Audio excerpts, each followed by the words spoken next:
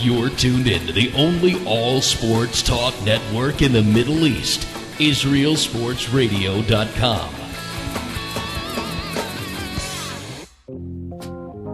From the Israel Sports Radio studios in Jerusalem, Israel, our nation's capital, it's Louis Live. That's your host, me, and Radio Mike.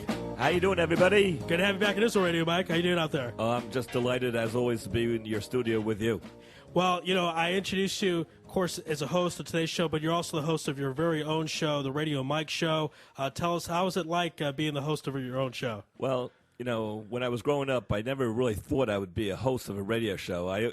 My fantasy was always to hit a grand slam in the bottom of the ninth in the World Series to put the Yankees up 4-3 in a World Series game in the bottom of the ninth and clinch the World Series for the Yankees.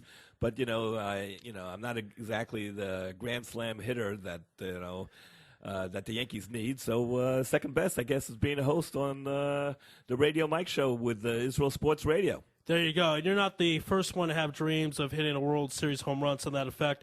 Actually, a couple of politicians talked about that in their biographies. Joe Lieberman, he had a dream of being a center field for the New York Yankees. And George W. Bush, the 44th president, wanted to be a baseball player, was a college player.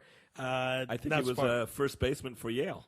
Yeah, he played college baseball, but was, like many, was not able to hit the curveball, couldn't continue his career. But I think politicians at the end of the day would rather be in baseball than politics, a little bit smoother, and they like you more, even if you strike out. Well, one great player who did play in the major leagues and was a great pitcher, I don't know if he made it to the Hall of Fame and was a politician, was Jim Bunning. Yes. With Philadelphia. Did he make it to the Hall of Fame? I believe he did. I'll double check that. And also, usually the politicians, there's a lot of football players that make it into politics. Jack Kemp played for the Bills in the 60s. Steve Largent.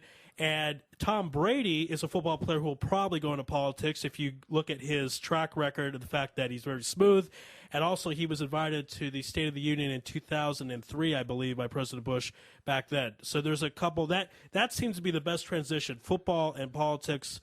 I guess because you're dealing with a team, more players, everyone wants to go together, I don't know, or you take bribes. No, I'm kidding. I'm just kidding. I don't know what it is. But for any reason, that is the latest course with Israel Sports Radio. We're going to add some new shows. Radio Mike is one of those new shows. Joe Robbins, who is a featured guest in this program, will have his own show with a good friend of his in broadcasting, and we're working on some other shows as well. So a lot of exciting stuff here at Israel Sports Radio, and thank you for tuning into us today. We apologize if you're listening to us via podcast, because you shouldn't be listening to us live if you're Jewish, because it's still Yontiv over there. So I trust you're not doing that. I'm going to trust you and have faith. But we will have a great show nonetheless. We're going to have on Bob Rathbun at 10 p.m. Israel time. He's the play-by-play man for the Atlanta Hawks. And then we're going to have a Dodger insider on afterwards. And me and Radio Mike will have a discussion in about 30 minutes between Kobe Bryant and Michael Jordan, as Phil Jackson's book comes out in 5 days discussing the two. But before we get to all that, we're going to get to our main man, discuss a little NFL. As I said to Radio Mike in the green room, this is one of the best times in the entire year of sports, because all the sports are going on, because the NFL always goes on, even when it's not. And proof of that is our main man, Amram Tank Sherby. Tank, welcome back to Louis Live. Thanks for having me. All right, so Tank, you're in a room, basically metaphorically, with Radio Mike. Radio Mike's a New Yorker, so talk about the Jets. They go Geno Smith in the second round. A lot of people had Geno Smith as high as the 14th pick, 9th pick I saw on some boards. What was the reason at the end of the day that Geno Smith went to the second round? Well, first of all, actually, come to think of it, Geno Smith was – people even thought of him as possibly the first pick, the first pick of the draft. They knew that was a bit of a reach for him, or a lot of a reach for him, as we saw. But a lot of people did think that, you know, a quarterback traditionally goes first, so you're going to want to take the best quarterback on the board. Now, it turns out that not only was he not the first quarterback selected, but, you know, he didn't even go in the first round. Like we said, but I think one of the main things here was that, you know, there were some character concerns with Geno Smith. While he was a very popular figure in the locker room in college, you know, you had times where you saw him kind of sulking on the sideline, and you're saying, is this the guy I want to lead my franchise? Maybe not. Whereas with EJ Manuel, there weren't so much of these concerns. There was he was a very good leader in college. As far as the intangibles, I don't know what else he's got. He's definitely not as accurate as Geno, but his athleticism is pretty high for a quarterback. But the problem is with Geno Smith, from what I've read about him, is that he's a very good pocket passer, but when they force him to the outside, he really was not rated that highly from the outside. Only when he was in the pocket was he a good quarterback. Right. Well, that could have been another concern there, whereas they would rather take the quarterback who can move outside of the pocket. It's funny that Buffalo picked. I don't know. I'm just finding it very funny that Buffalo picked EJ Manuel. I don't see it. First of all, I see that as a very big reach in the draft, and Buffalo did have needs to fill. I'm not convinced that they should have picked him there. Well, especially after dropping Fitzpatrick. Not that I'm saying that they should have picked him. The one problem I had with the Jets, and I said it on my show before the draft, and I was joking with Marty Rice, one of my fellows who I interviewed, is I was joking. I said, well, the Jets are probably going to draft a quarterback, and sure enough, in their first pick or second pick, they go ahead and they pick a quarterback, and they really didn't need a quarterback. They had 5 on the roster.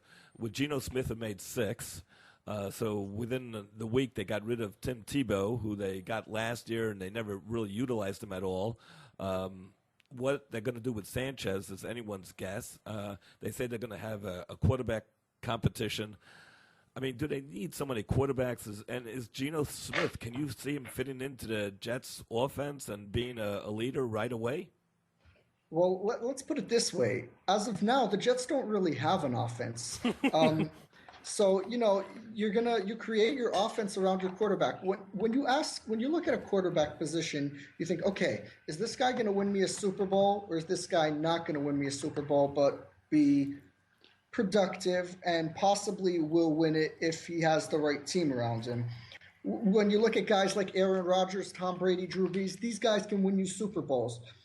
When you look at the Joe Flaccos of the league, or even as much as I hate to say this, Jay Cutler's, you say, okay, if he's surrounded by the right team, he can win the Super Bowl.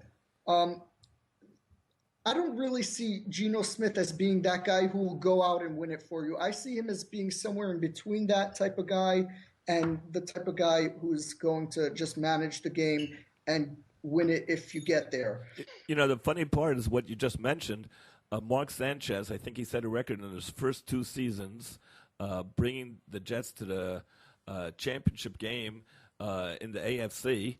And he's the most road wins in the playoffs of any quarterback in history. Right, and then they, so he was successful when they had some running backs, some guys to throw the ball to, when he had an offensive line that he could hide behind. Then they tinker with his mind and this and that, and God knows what running backs they have in store for him now. Sean Green is, he's average at best, but he's old already.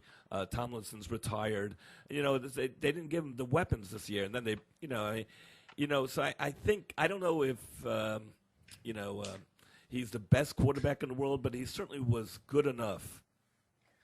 Yeah, I have very mixed feelings about Mark Sanchez, because you do have those wins, and then you've had the terrible play of the past couple of years.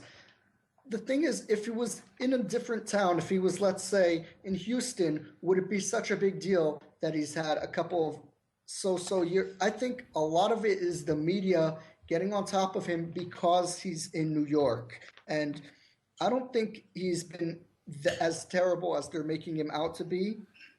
Well, it's not that bad. How many teams? I think he's worn out his welcome in New York. Yeah, that's definitely. I'm sorry, in New Jersey. I don't like to call them a New York team. But the only New York team is really Buffalo. Yes, that is correct. Yeah, but Mark Sanchez studied those laws to the T when he wanted to go out with a 16-year-old, because he said, in New Jersey it's illegal. I double-checked it. So he knows what he knows who's doing there. So you don't think any inner circle? Let's say Geno Smith in week 3, he's the starter. Sexy Rexy puts him in, he's the starter. Is Marky Mark going to $10 million or whatever he gets per year to hold a clipboard and teach this guy how to play quarterback? Or is he just going to sulk like a lot of those guys do at the end of the day?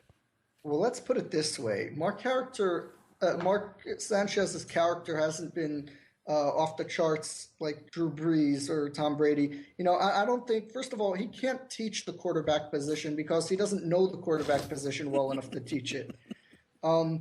They say those who don't know or those who can't do teach. Maybe that's what he'll end up doing the rest of his career since he can't actually do it. I don't think he's smart enough to be that guy who's going to teach him. I think he's worn out his welcome in New York. I think he's going to find a new home within the next couple of years, and I think he's going to be a fairly successful quarterback. I don't think he's going to be a franchise quarterback, but possibly a good career backup, or the journeyman, as much as successful as you can call that. But I think Mark Sanchez will find another home. Do you think Tim Tebow will find a new home? I really hope so. I'm rooting for him because he's also a very high character guy. He's a good guy, and he's just gotten. I think the league has him. The league has something against him because of the fact that he wears his religion up his sleeve. That he's a guy who's not afraid to speak his mind. He's a guy who isn't exactly your prototypical NFL quarterback, but he wins games. Absolutely. He beat Pittsburgh in the playoffs. How many teams can say that? Him with the Broncos and L.A. with the Broncos ended up the same place. He lost in the divisional round at the end of the day. Now, one of the things I'm confused about, you said that Mark Sanchez is a backup in the NFL. So here's my question. Why did the Jets then give him $78 million? Why pay a backup caliber quarterback $78 million? Radio Mike, do you want to take this first? Well, yes, it's very, very simple. I mean, they give him $78 million, and then the next week they go ahead and get Tim Tebow. So obviously it follows the pattern of the Jets not having a clue what they're doing.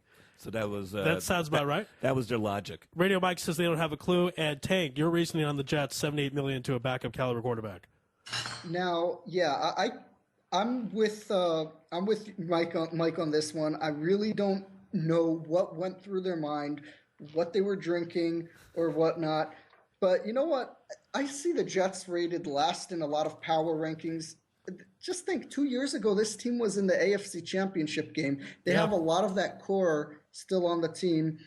It's hard for me to rate them under the Bills or the Jaguars and the Raiders and Browns. I really don't see them being that low. While I don't see them in the top 15, the top half of the league, I really don't see them being the worst team in the league. They did lose Darrelle Revis, their best player. So that's going to knock them down. They did lose their best player, but they played without him for a decent chunk of last year. And you saw what happened. They were terrible.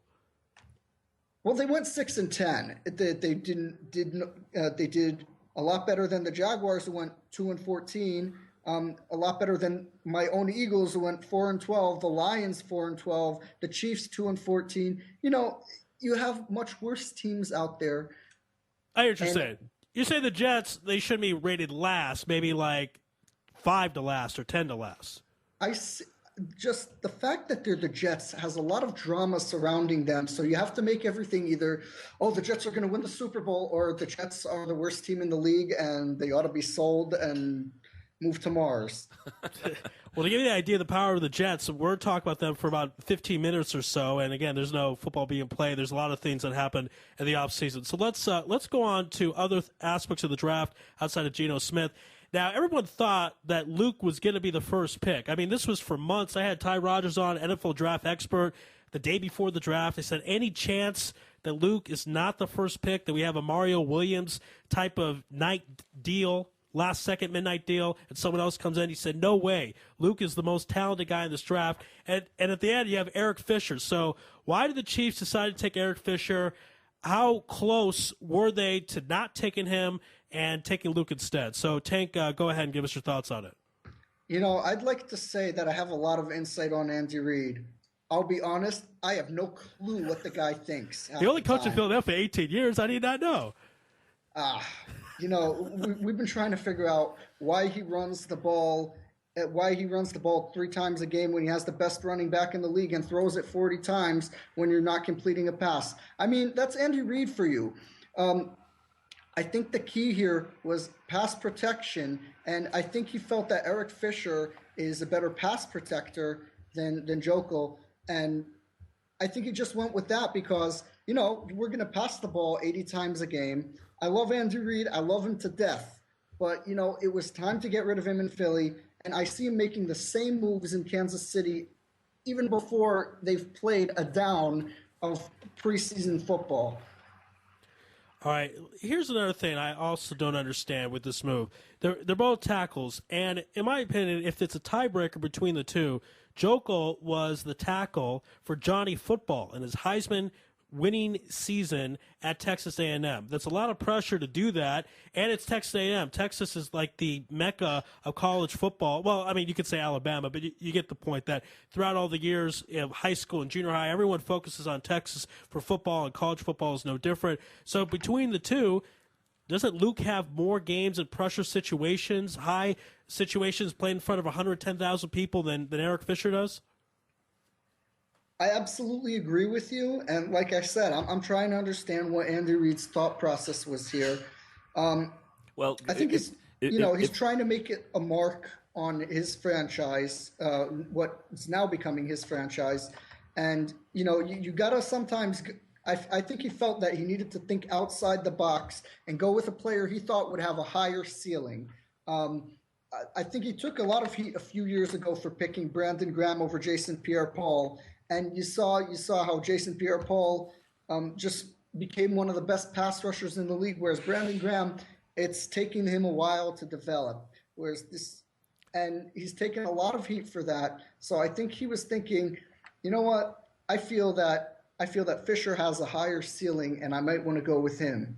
Well, if I may, I read one scouting report that said that Luke Jokel should have gone first and Eric Fisher maybe second, but the two of them are sure bets.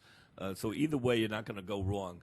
The third guy that was picked by Philadelphia was Lane Johnson, another defenseman. And, but he's more of a crapshoot. And he went to Philadelphia because they say that he's more in shape.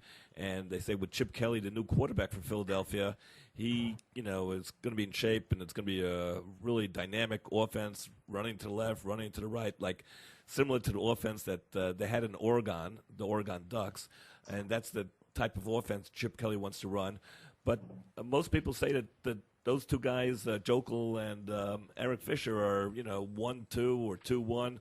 It didn't make that much of a difference. So I don't know. Some people say it didn't make that much of a difference, and just the question of whether we're having after that. The one question I can't really figure out, and a lot of teams believe in picking the best player at any position, no matter who's up there, no matter what your needs are. You just pick the best player out there. Why did so many teams pick defensive players in the first round? That I can't really figure out. Yeah, strange draft, right, Tank? Because not a lot of high stars. I mean, John Elway admitted it. Jerry Jones admitted it. You're not going to see this players like last year of an Andrew Luck or an RG3 or a Russell Wilson slip in the third round. This is more defensive oriented. Did teams make those decisions, as Radio Mike was saying, out of need, and that's a mistake, and not draft the talent, or did they do that because they thought these were the most talented guys? Well, I think you look at it and see that the first quarterback who was drafted what, 16th? The next quarterback who was drafted in the second round. So clearly, I think a lot of these teams felt that they were getting the best pick available rather than just going for need. Actually, I think that's more of what transpired there, because you're looking at it and you're looking. Football games are won in the trenches, or at least that's what it used to be. And you have a lot of tackles. You have a lot of tight ends being drafted early. You have a lot of defensive ends. You don't have so many receivers, running backs, or quarterbacks being drafted in the first round, or even you have a few corners, but you're looking at not what they call the skill positions. And it's funny to see that, but on the other hand, you're also looking at the draft class of last year, where you had Andrew Luck, RG3, Tannehill, Whedon. You had all these guys who were much, much better than the quarterbacks being drafted in this year's draft. Yeah, I mean, if you knew what you knew about Russell Wilson, he would have gone number one, I imagine, in this draft. The first quarterback selected, as you mentioned, in the first round, 16th pick, was out of Florida State, Manuel, and I don't know, E.J. Manuel. What do you think, Radio Mike, of E.J. Manuel? Do you have an opinion or the idea that the first quarterback taken was the 16th pick? Well, I think it wasn't so bad. Buffalo, I think they're giving up on Fitzpatrick, and E.J. Manuel could fill his shoes. He could probably be a better quarterback than Fitzpatrick.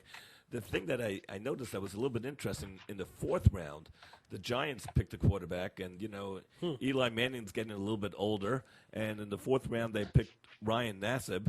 Maybe he might be the future quarterback for the Giants, 2, 3, 4 years on the bench, and maybe when Eli Manning is ready to retire, you have a new quarterback in Ryan Nassib. I think that was very interesting.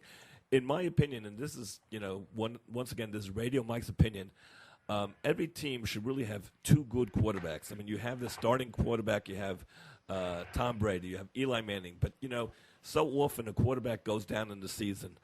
You had it last year in the playoffs. Redskins, look, RG3 goes down, right? They have a solid, great backup. And they had a solid backup there, and they didn't bring him in, which I thought was huge mistake. I thought that was a huge mistake, and they had a good chance of winning that game still. RG3 was down, bring in the backup. They go to Seattle, right? Russell Wilson was the backup. Yes. And now they have two great quarterbacks in Seattle. They did. And Minnesota, they lost their quarterback, and they brought in this other fellow. I forgot his name offhand, but he couldn't throw the ball. So, I mean, Minnesota didn't have a chance in the playoffs in the first game. When Joe Webb went in, yeah. They didn't have a chance against Green Bay. I mean, so you always need two quarterbacks. I mean, you never know when your top quarterback's going down. So, to have a backup there who can actually throw the ball. In my opinion, if you're ahead by 2 or 3 touchdowns in the fourth quarter, bring in the backup, let him get a couple plays in, just in case, that one day happens when your quarterback hurts his finger or has a bad game and you need to bring someone else in, that you're ready. So 2 quarterbacks is always a good idea. What do you think about that, Tank? Go ahead. They very often say that the 2 most important players on your team are your starting quarterback and your backup quarterback. Right. So, yeah, I think it really is important for you to develop a backup quarterback. That's why I like Ryan Nassib going to the Giants at 110th in the draft. I got a question. Yeah, how much playing time is he going to get? Because Eli Manning doesn't really miss a lot of time. Eli Manning's 31, I believe, right? So he is 31. However, you got, first of all, his brother is what, 38? Something to that effect. It drafted in 1998, so right, he's 6 years older than Eli. Eli was drafted 2004, approximately. So 37.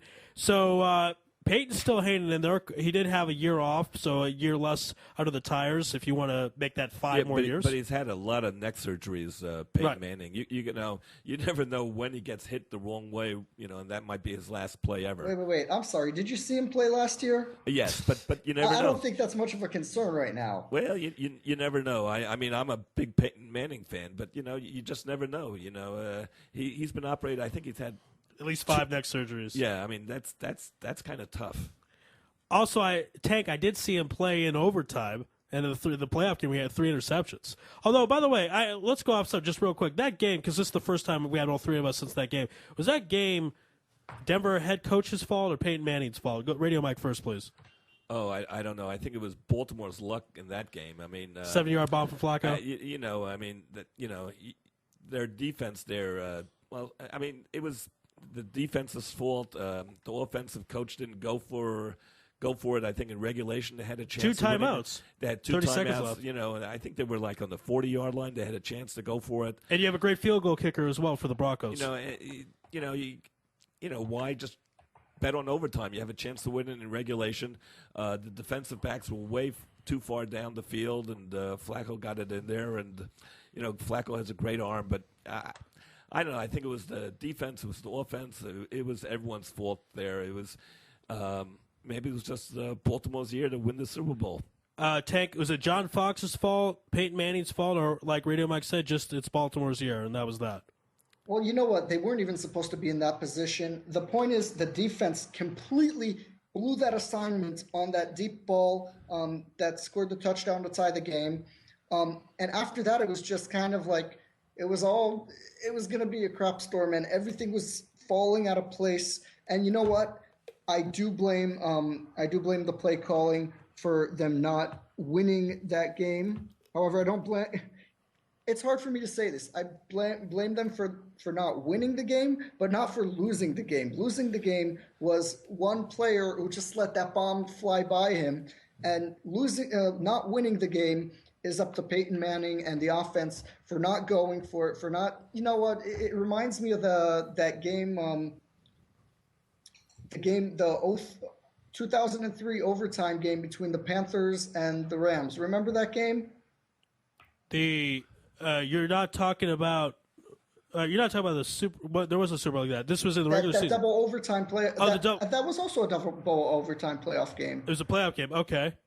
Right, and you know what? It was just with like 30 seconds to go. The Rams are at like the Carolina 20 or something like that, or at the 25. They have the ball. They have a timeout. Yet they just let the clock run out and kick the field goal to tie it instead of going for the win. You know, you're not gonna be aggressive with your play calling, then you don't deserve to win. You know why I really liked the Saints winning the Super Bowl a couple of years back? Because they were aggressive. Right, at the beginning of halftime, onside kick. Yes, the onside kick, going for two, going on 4th and inches when they didn't make it on that 4th and inches play. But they kept on being aggressive throughout the game. They were aggressive. They made good play. They made the plays when they had to in the end, and they deserved to win it because they came in with gutsy calls, gutsy play calling. You know what? If you're going to be a coward, stay at home. No, I can't agree with you more, Tank. Another thing is you always have to keep your foot to the pedal. You just can't let up. If you, like you said, 4th and inches, if you can, make that first down, go ahead and make it, ice the game. You have to, you don't want to take wild chances, but you always have to be aggressive. I can't agree with you more. Yeah, usually the team that plays not to win or not to lose, I should say, they usually are playing not to win. So you have to be aggressive. The prevent, as the saying is, the prevent defense prevents the team to win. So they can't do that and expect to go anywhere. Going back to the draft, interesting note, I looked this up here. Of top-ranked prospects from the National Football Post. So they ranked people in the draft. Now, I found this really interesting, but according to this list, I'm looking right here, Radio Mike can see it, Ryan Nassib is ranked 1, even though he was in the 4th round from Syracuse. What? I don't know what this is from. I don't know where they got this from, but is right. Am I correct? Yeah, nope, that's what it says there. I'm a little bit shocked, too. He's number 1 from Syracuse. Chance Warmack is 2. Everyone did go in the first round. This is the National Football Post. Top-ranked prospects. That's what it says. So okay, that's a site I'm never going on. Maybe the Giants know something that everyone else didn't know. Who knows? Mm-hmm. All right, I want to go to Manti Te'o. He slipped to the 2nd round in this draft. He was 2nd in the Heisman voting. That's the farthest a defensive player has gotten to the Heisman. There's never been a defensive winner win the Heisman.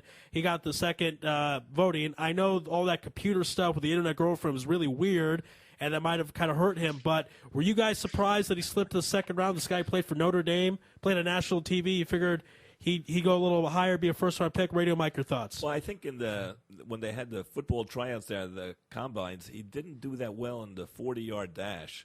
And a lot of people look at that, and they look at his problems, whether they were his problems or how that happened. I mean, nobody will really know. And I'm still really confused. This isn't one of these talk shows or reality TV and stuff like that. But it's one of the weirdest stories, to come out there. Why do you want to get that problem? So I'm not really surprised that he went into the 2nd round. And a lot of other teams are going to be joking about him, and people will never forget this story. Yeah, it's never going away. He does go to San Diego. San Diego is a calmer environment. It's not like he went to New York or somewhere on the East Coast. That might help him a little bit. I'm surprised he didn't go to the Jets. Yeah. I was just about to say that. Right, that would be a nice place for him to go. Tank, your thoughts about Manti Te'o going to the 2nd round? Did that make sense for you, or were you a little surprised? You know what? I just watched the clip of Manti Te'o's 40, and you see Jim Harbaugh kind of on the side, kind of like looking like, what, really? That's what they're making a big deal about? He's kind of like, oh, come on, you can do better than that. That just sums it up for me. Like you see the coach of the Niners, the guy who just took his team to the Super Bowl. He's a great evaluator of players. He knows what to make of players, and he just took one look at the guy and he said, no, not interested. All right, gentlemen, I'm at least bothered by this whole how much they rank the 40 and all this stuff in the comma, because it's kind of like, all right, we're going to forget what you did in college. We're starting all over. Go run a 40. We'll time you. Whoever's the best will take the highest. What about football IQ? What about playing with the team? What about other intangibles that are outside of a 40-yard dash? Tank, go ahead. I wanna make one comment about that. It's great that you can play on the college level. It's great that you have a high football IQ. It's great that you can make good decisions. You can tackle all that. The game speed of the NFL is nothing like it is in college. It's absolutely dizzying for rookies who come in there who are just looking and then get knocked out for a month. They don't understand the speed adjustment that you make when doing that. You know, I think it's a little bit comparable to Vontaze Burfict last year, how he was talked about as being a first-round pick, and then he dropped. He wasn't even drafted last year. And you know what? The Cincinnati Bengals took a chance on him after he had a terrible 40 time. He was over 5 in his 40 time. It actually paid off for them, believe it or not. He was pretty good for an undrafted free agent rookie. You know, I think Manti Te'o does have a lot of potential. I think he can be very successful in the league. However, I'm not sure he was worth the risk of a first-round pick. I'm not sure he was worth that value, especially with other great players still on the board.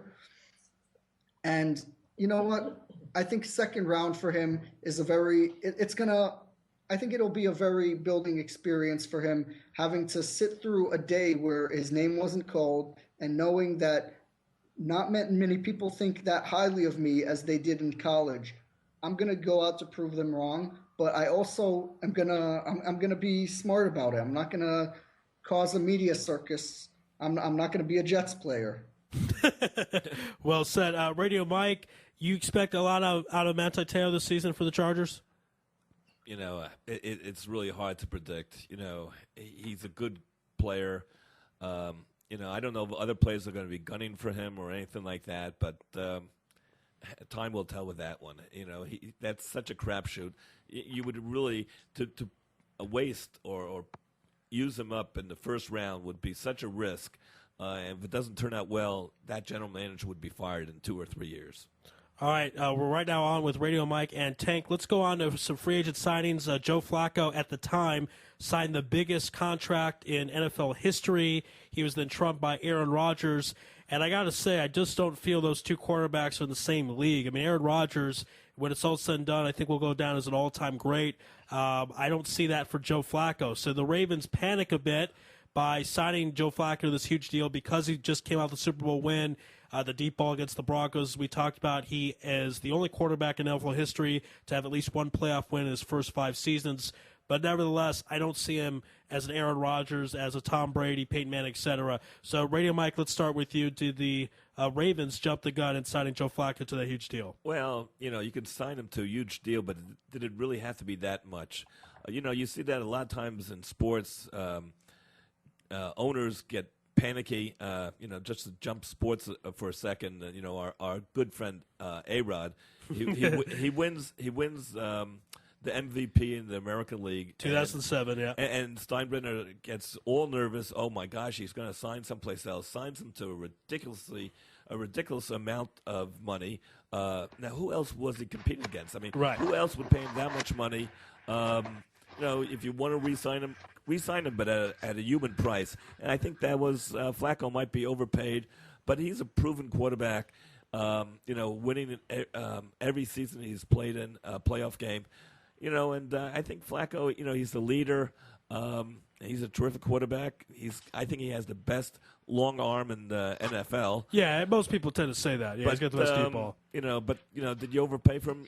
Yes, and not only that, if you overpay for him, it leaves less money for all the other players, so that could come back to haunt them. As we saw with Ed Reed's departure to the Texans, Ray Lewis is going to retire. Anton Bogan goes to the 49ers. I don't know if the Ravens are even going to the playoffs this season. Tank, did the Ravens overpay for Joe Flacco?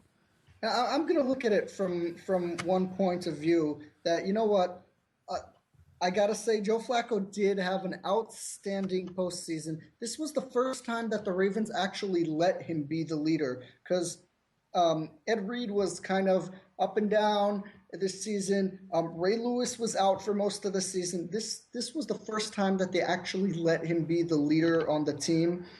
And you know what? Yeah, you had your leaders back in the playoffs, but in the end of the day, he played an outstanding playoffs. This may have been the best playoffs by a quarterback ever. He did not throw a single interception during the playoffs, if I'm not mistaken. And you know what? At the beginning of the season, they had a chance to sign him. They offered him something. He rejected it. He said, "I'm gambling. I'm going all in. We'll see who wins this round." And you know what? He came out on top. And I think he may be a little bit overpaid, but he deserved every buck. He deserves every cent of this contract that he's signing. Well, one thing I like about this guy is that at the beginning of the season, he said, "I'm the best quarterback in the league." And one of the things he then said, if you don't believe you're the best at something, you shouldn't go out there and do it. Because I think if he was having a beer with us, he would say, "I'm not the best quarterback in the league." That would go to probably Peyton Manning at this point. But you have to have a certain amount of confidence, so he admitted that. And the confidence worked well, as you said, one of the best postseasons we've ever seen. Now, when he signed the contract, it was the highest in NFL history. Aaron Rodgers then trumps that. I think that contract, again, to say a professional athlete making this type of money is insane at any level. So I'm not going to say, is he worth it compared to a fireman or a policeman or so on. But in the NFL scheme, I think the Packers had to pay him that type of money. He's in the prime of his career. He'll be winning probably a couple more Super Bowls before it's said and done. I don't think the Packers had any choice. Let's go back to Radio Mike. Is that correct? Yeah, well, he could win a whole bunch of Super Bowls. I think they also drafted a whole bunch of players to replace the players they lost. So Baltimore, I think, will have a good team for a number of years to come. I still think they're definitely a playoff caliber team this coming year and for years to come. All right, and Tank, speaking of Aaron Rodgers of the Packers, do you like basically where do you see the rest of his career progressing? People forget that even though he is, I think he's 30 years old, he had all those years in the backup of Brett Favre, so there's not a lot of tires, wear and tear on the tires, if you will. He could play to his late 30s. What do you expect the rest of the way? For example, I thought the Packers were going to win the Super Bowl last year. They were my pick, and I was kind of surprised that they lost in the playoffs. But this season, a lot of people will have the Packers going back. They'll have Aaron Rodgers win the MVP. What do you expect from Aaron? He has this contract. He's got this security. He might not be playing for another big contract the rest of his career. Will that give him a little less fire going into next season? What are your thoughts? I honestly, first of all, I just want to mention one thing before I answer this question. Sure. As far as what you said about Flacco saying that he thinks he can be the best, you actually had Eli Manning saying something very similar the year before. He said he's an elite quarterback. Yeah, he could play with Tom Brady. He said he's an elite quarterback, and everybody was like, "What, Eli Manning? Maybe your brother." But then he goes out and wins the Super Bowl, and he beats Tom Brady in the Super Bowl again. I think you really do have to believe that you're the best out there. You really have to, and that'll make you go out and prove it. Just to say that, to show that it's not all talk. You need to get your teammates to believe in you. You need to get your teammates to believe that they're the best. Yeah. As far as Rodgers, I think look, I really don't like going with the overdogs. I gotta tell you, I saw them losing in that divisional round against the Giants last year when the Giants went on to win. I just saw it happening a mile away. I said, you know what? This team is not a very complete team. They have a great passing game. They don't have anything resembling a running game, which thankfully they addressed in this draft somewhat. They didn't have anything resembling a defense, and they're working on that too. That's not nearly as close to being done as as the rest of the offense is, but Aaron Rodgers is what makes this team go. He lost Greg Jennings this year. He's gonna find new receivers to throw to. I feel that he's a lot like Brady in that way, whereas he doesn't have receivers. He'll find new guys to throw to. I agree with you. A guy like Aaron Rodgers, he elevates the receivers. He makes them better. He makes them better. That was what they said about Michael Jordan. He Right. made other players great. And Michael Jordan didn't need to make other players great. He was just like, okay, you give me the ball, you look great. Yeah, but but when they doubled down, then Bill Wallace is open. John Paxson, Cartwright. Steve Kerr was wide open in Game 6 because they doubled on Michael Jordan. So he does helped a little bit. No, but Aaron Rodgers, it always helps to have great receivers, but he'll make your receiver a Hall of Famer if you let him.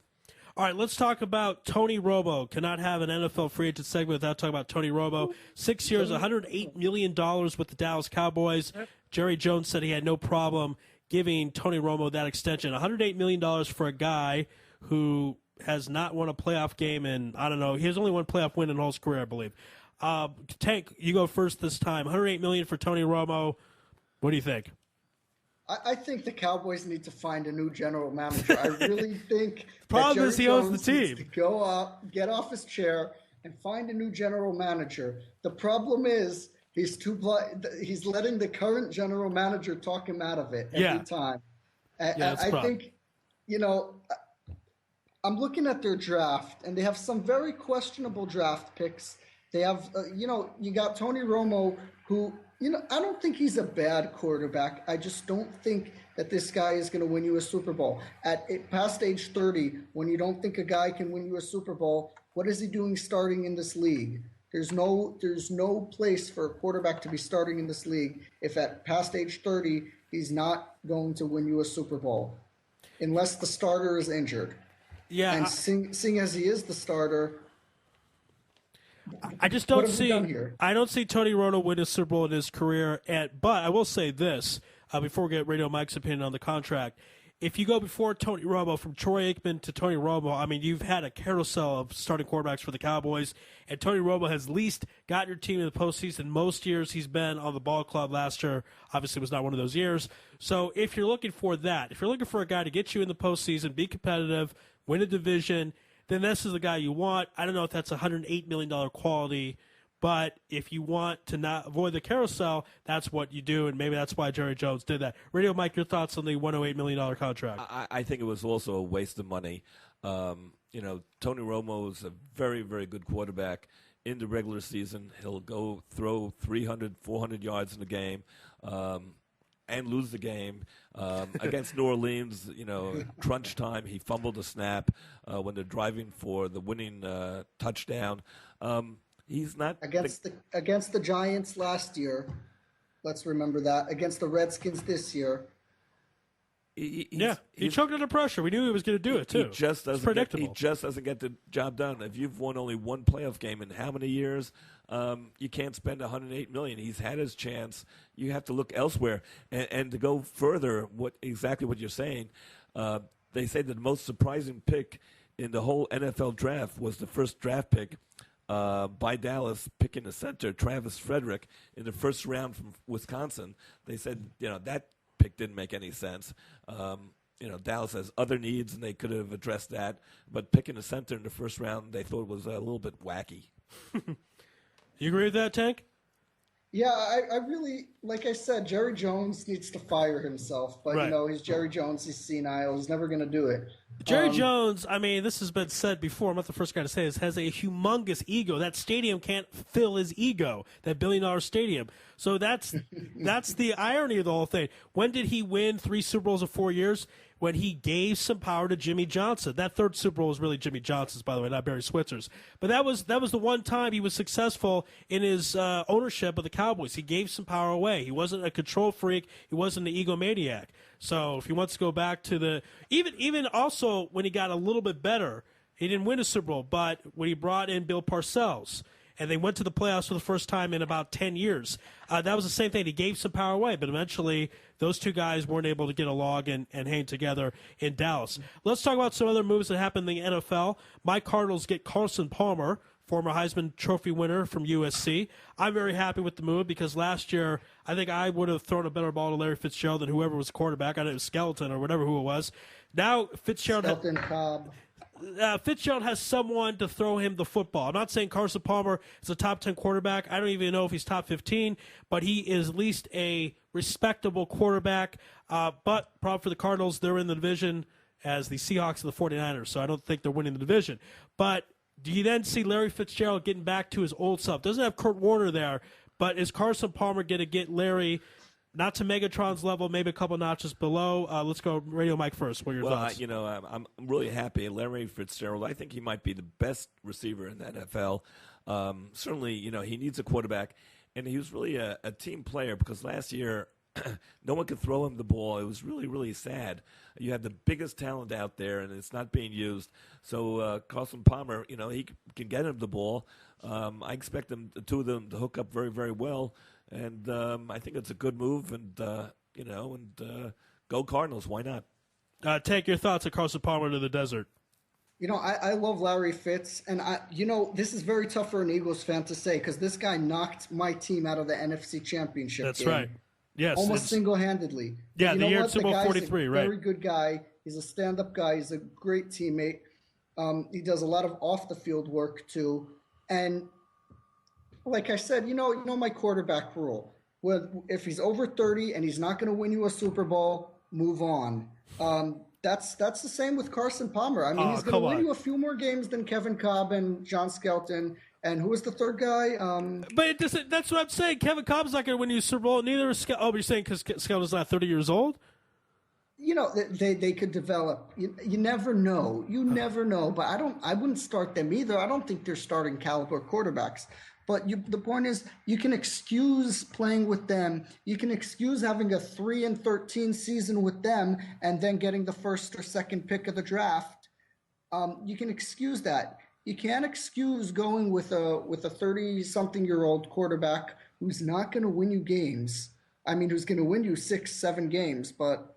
Well, maybe he can, rally the troops and they can make the playoffs. I do somewhat agree that some teams have to try to win the Super Bowl every year, but, the Cardinals are so depleted and really are not that good of a team. So if they make the playoffs and you have a decent quarterback, not maybe a Hall of Fame quarterback, I think that's a move up and it's a step in the right direction. I still don't understand last year how they started off 4-0 and then they won one game, the final 12 games of their season. I still can't figure that out. I was so excited they were 4-0. They had a win over the Patriots. I thought football was back in Arizona, and then they let me down again as they let me down over and over and over, and thousands of Cardinals fans throughout the nation. Well, I think it's a 16-game season. Hi, nice to meet you. Season. I'm an Eagles fan. Hey, pleasure. Yes. Well, you have more suffering than me, so it's true. Of course, your teams were better than my teams most of the time.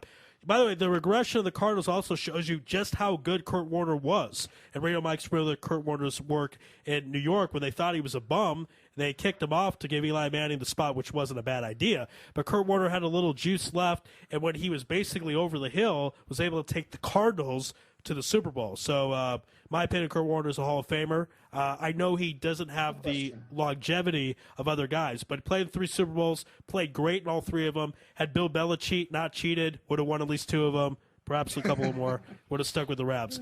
Now, Alex Smith was a starter at the beginning of the season, was then replaced. Colin Kaepernick, that looked like, again, a good move. 49ers go to the Super Bowl. Alex Smith gets on with the Chiefs.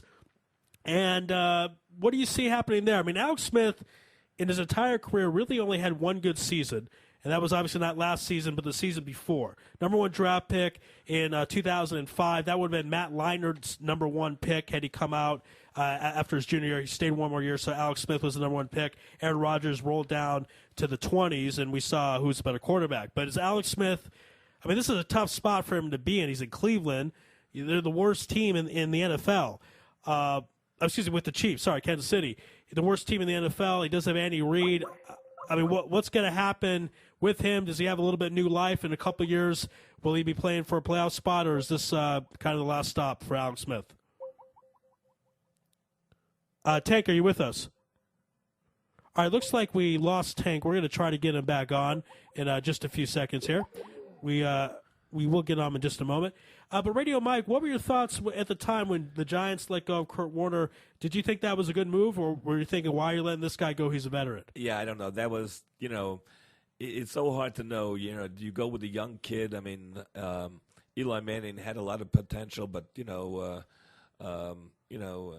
Warner was a very, very good quarterback, and so it was a risky move. Obviously, it paid off in high dividends. But back to what you were saying, that Alex Smith, he's he might be a very good quarterback. Usually, when a quarterback or a player goes down in the NFL and is injured, when he gets better, he always gets his job back. If you're off 3 weeks or 4 weeks or 6 weeks and you get better again, you get your job back. And this was the one time that didn't happen, that they went with Kaepernick. Of course, that was a very good move. They almost made it, won the Super Bowl, but it didn't work this year. But it was a gutsy move not to put Alex Smith as the starting quarterback. It certainly was, and we'll see. The problem is, I don't know Kaepernick's how long his future will be before he gets injured, because it's not really the nature of a running quarterback not to get injured at some point. Tank, are you back with us? I hope so. I'm okay. having a poor connection here. I'm sorry I lost you guys there for a moment. All right, we'll get you back on. So in the few minutes we have with you, Tank, let's get. I know this is May, but it's football, so let's do some predictions for the Super Bowl. Why not? Who do you think is going to be there for both conferences? Give us some reasons. You can give us a couple other candidates. You don't have to just say two teams. I mean, at the end, say two teams, but give us some teams you're thinking about, and then before you go to the Super Bowl. So, Tank, let's go with you first. Who do you like in the big game coming up in New York next year?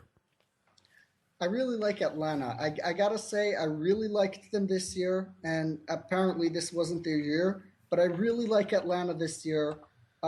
As far as who I see going from the AFC, that's a little bit tougher. It's too cliche to say this, but I really see the Patriots doing this. Yeah, why not? I mean, they were somewhat overlooked last year, and then they have another great season. They go to the AFC title game. Of course, not winning a Super Bowl is not good enough in New England, and they've not won a Super Bowl since Super Bowl 39. So people kind of think they haven't won in 8 years, and they're done. But if you look at those 8 years, they've gone to 2 Super Bowls and gone to a few AFC title games and consistently made the playoffs. So it's usually a safe pick to pick them because they're going to be contenders. They'll have a shot. Tank, what are your thoughts about the Texans? They had Ed Reed. They had a good season last year. Have Adrian Foster, so they have a good running game with them. How close are the Texans to getting to the big place in New York? Well, I feel that the Texans are not that far away. I like the Texans. I think they're a very good team. I think they did very good in the draft. They added some key players. They added a receiver opposite of Andre Johnson, and that's going to help them almost immediately in DeAndre Hopkins. They got a lot of good value in the draft. Yet I feel that they're not at that point where you can really say, oh, they're so going to. I'm not completely sold on them as Super Bowl material. I'm sold on them as AFC Championship game material. Yeah, I think they can make that. And it's not far. They're not far from each other at all. I wouldn't be too surprised to see them go to the Super Bowl. Yet I don't see them there. I'm not sold on Matt Schaub being a big-time quarterback. I don't think he's really won enough games himself. That he's done enough for the team to be considered an elite quarterback. I don't think that you can really. I really don't think that they are going to take that next step. However, it wouldn't be too surprising because they're a very good all-around team. They got a good run game. They got a very good defense as of the past couple of years. They got a good passing game with the receivers and with Owen Daniels. They can go any way. All right, Radio Mike, your thoughts. Well, I'm just going to show you my picks that I had here, and I'm going to have to be a little bit different. But that's pretty funny. I actually did also pick Atlanta and New England. That's written down, Tank. He just didn't copy it. I wrote that down, and as soon as you asked the question. I am from New York, so I am a Giants fan. But I think sometimes, winning the Super Bowl takes too much out of you for the next season. You're playing well into February. You have all the celebrating. So the next season, it just looked like Eli Manning and the Giants, they ran out of gas. I think they have a very, very good team. So I think they could be back next year. They might be the first team to be playing in a Super Bowl in a home field. That would be very exciting. Another team that I still like is Green Bay. I mean, you have Aaron Rodgers there. He's still a great quarterback. You still have a decent defense. In the AFC, you have Pittsburgh. I think Baltimore will make the playoffs, and I think they could be someone to reckon with. Pittsburgh and Baltimore. So, I'm giving you 6 good teams, but I think one of those teams should win it. All right, I'm going to pick – first of all, I don't know why you guys talk about Seattle. I love Seattle. And usually the way the team gets to a Super Bowl, unless they're like the Patriots, is they kind of build – they go from not making the playoffs to make the playoffs the first round and go on. Russell Wilson is a great quarterback. I love the way he operates the game, and I think if he would have started at the beginning of the season, he would have I don't want to say MVP, but he would have been up there. He was fantastic. I love his confidence. And you saw after the loss to Atlanta, there was kind of this feeling of playing with house money. He had a big smile on his face. He knew they'd be back. He wasn't worried about it. So I like Seattle coming out of the NFC, partly because the team that loses the Super Bowl usually doesn't make the playoffs. That's why I'm not picking the Niners, even though they probably upgraded by adding Anquan Boldin. From the AFC, I'm going to take the Patriots because they were right there last year. They didn't play good in the second half of the title game, but they did have a lead at halftime. But they have a very porous defense. Their pass defense is not that good. True. So even though I also picked New England, but I'm not betting on them. But you know what? If I had to pick 2 teams, because out of the AFC, I don't think the Ravens. I don't think are going to be there. And then after that, I would think about the Texans. The Texans I had last year. But for some reason, I'm just not sold on them, and I'm going to be sold. I think I'm sold with the Patriots at this point. All right, Tank, we got to run. Thanks for coming on Louis Live on Israel Sports Radio. Always fun to talk football in general, especially football with you. Enjoy. Good luck to your Eagles. We'll see what happens, and that's why they play the games, right, Tank? Yeah, man, completely. Thanks a lot for having me. All right, Tank, be well. Yeah. Take it easy. Have a good one.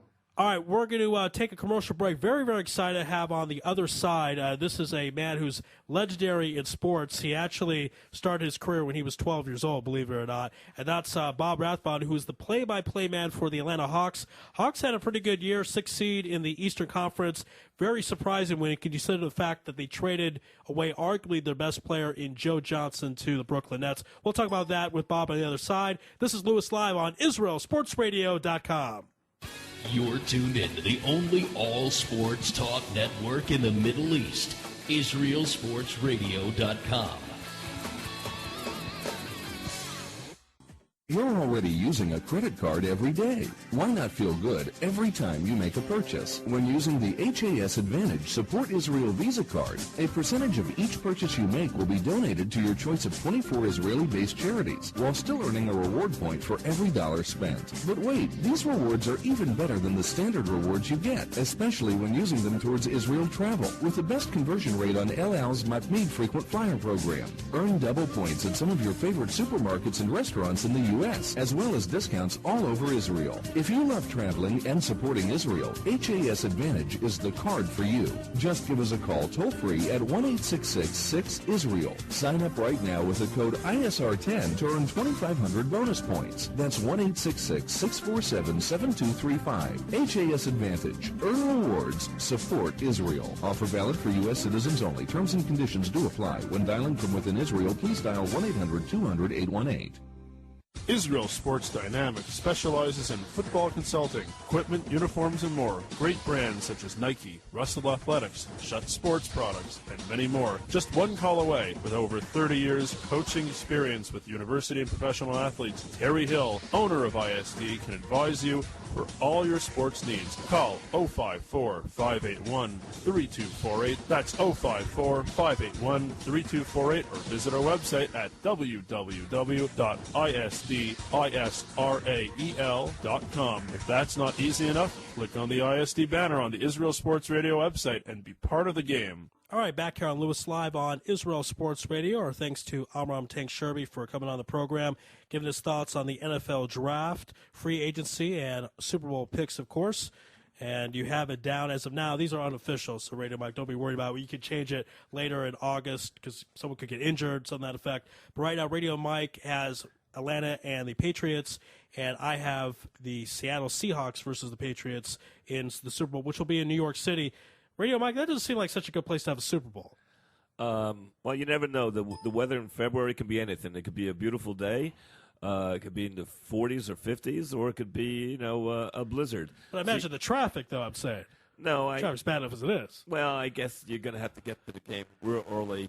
But that's the way it is in other Super Bowls, too, as far as I know. I've never been to a Super Bowl, but to get to the game is really a logistics nightmare with security and everything else. So if you want to get to the game, let's say the game starts at 6:30, leave like 6:30 in the morning. You'll be there in plenty of time. 12 hours in New York City, about right. Sure. Switching gears now, talk about the NBA playoffs.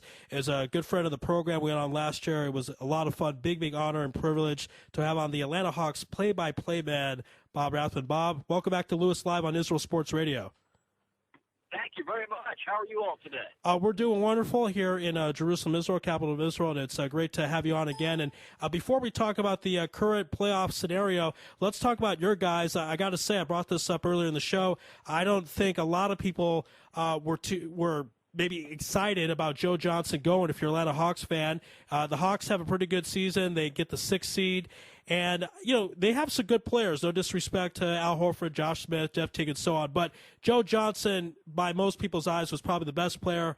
When he went to the Nets, was the feeling from Atlanta fans, why are you doing this? Or do they understand that management knows what's best for the franchise, and that's why they made the decision? It's interesting. It was a very mixed bag of reaction around Joe. A lot of people, for some reason, Atlanta Hawks fans resented the size of his contract, vis-a-vis his ability to take over a playoff game, lead the team to greatness. But there was another part of the fan base that really loved him as a player and hated to see him go. So you really got a little bit of both when the trade went down. I think, if you polled the fans, it might tilt a little more toward we're glad he's gone. But I think there was also a part of the fan base that really appreciated what he did for this team. There have been very few players in the history of the Hawks franchise, going back to St. Louis, and before that the Tri-Cities of Milwaukee, to have a player become an NBA All-Star 6 consecutive seasons. There have been very few of those. And Joe gave this team great work for a long time, and I think for that he was respected. But he never got the fan base really excited. It was interesting because I'm familiar with Joe's work being a Phoenix Suns fan, and those days with Nash and Amari Stoudemire and Sean Marion, Joe was the 4th option, and the Suns offered him also a great contract. I believe it was technically more money than Atlanta, but Joe wanted to be the man, and he went to Atlanta, and pretty much he was the man. You talk about those 6 All-Star appearances. What was his reception like when he comes back as a Brooklyn Net this season, when he played against the Hawks, to the fans cheer and boo him, or was it a mixed scenario as you talked about?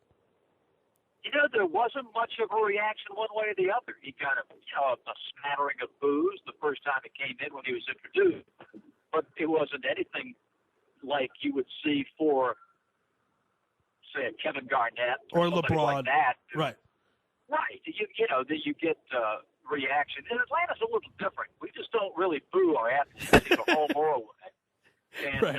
He didn't get much of a reaction, either negatively or positively. Sort of like the same reaction as he was when he was traded. So no, it wasn't a love-hate relationship at all. Interesting. And, of course, Atlanta's got a little bit more class than some of the other cities in the NBA. Bob, I want to introduce you to my in-studio co-host tonight, Radio Mike. Go ahead, Radio Mike. How you doing, Bob? Good. Thank you. Yeah, but the one thing, you mentioned how nice and polite people are in Atlanta, but, I come from New York. I live in Queens.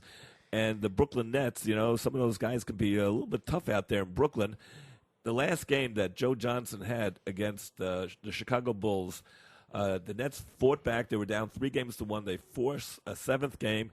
And Joe Johnson in that last game was just horrible. He was 1 for 10.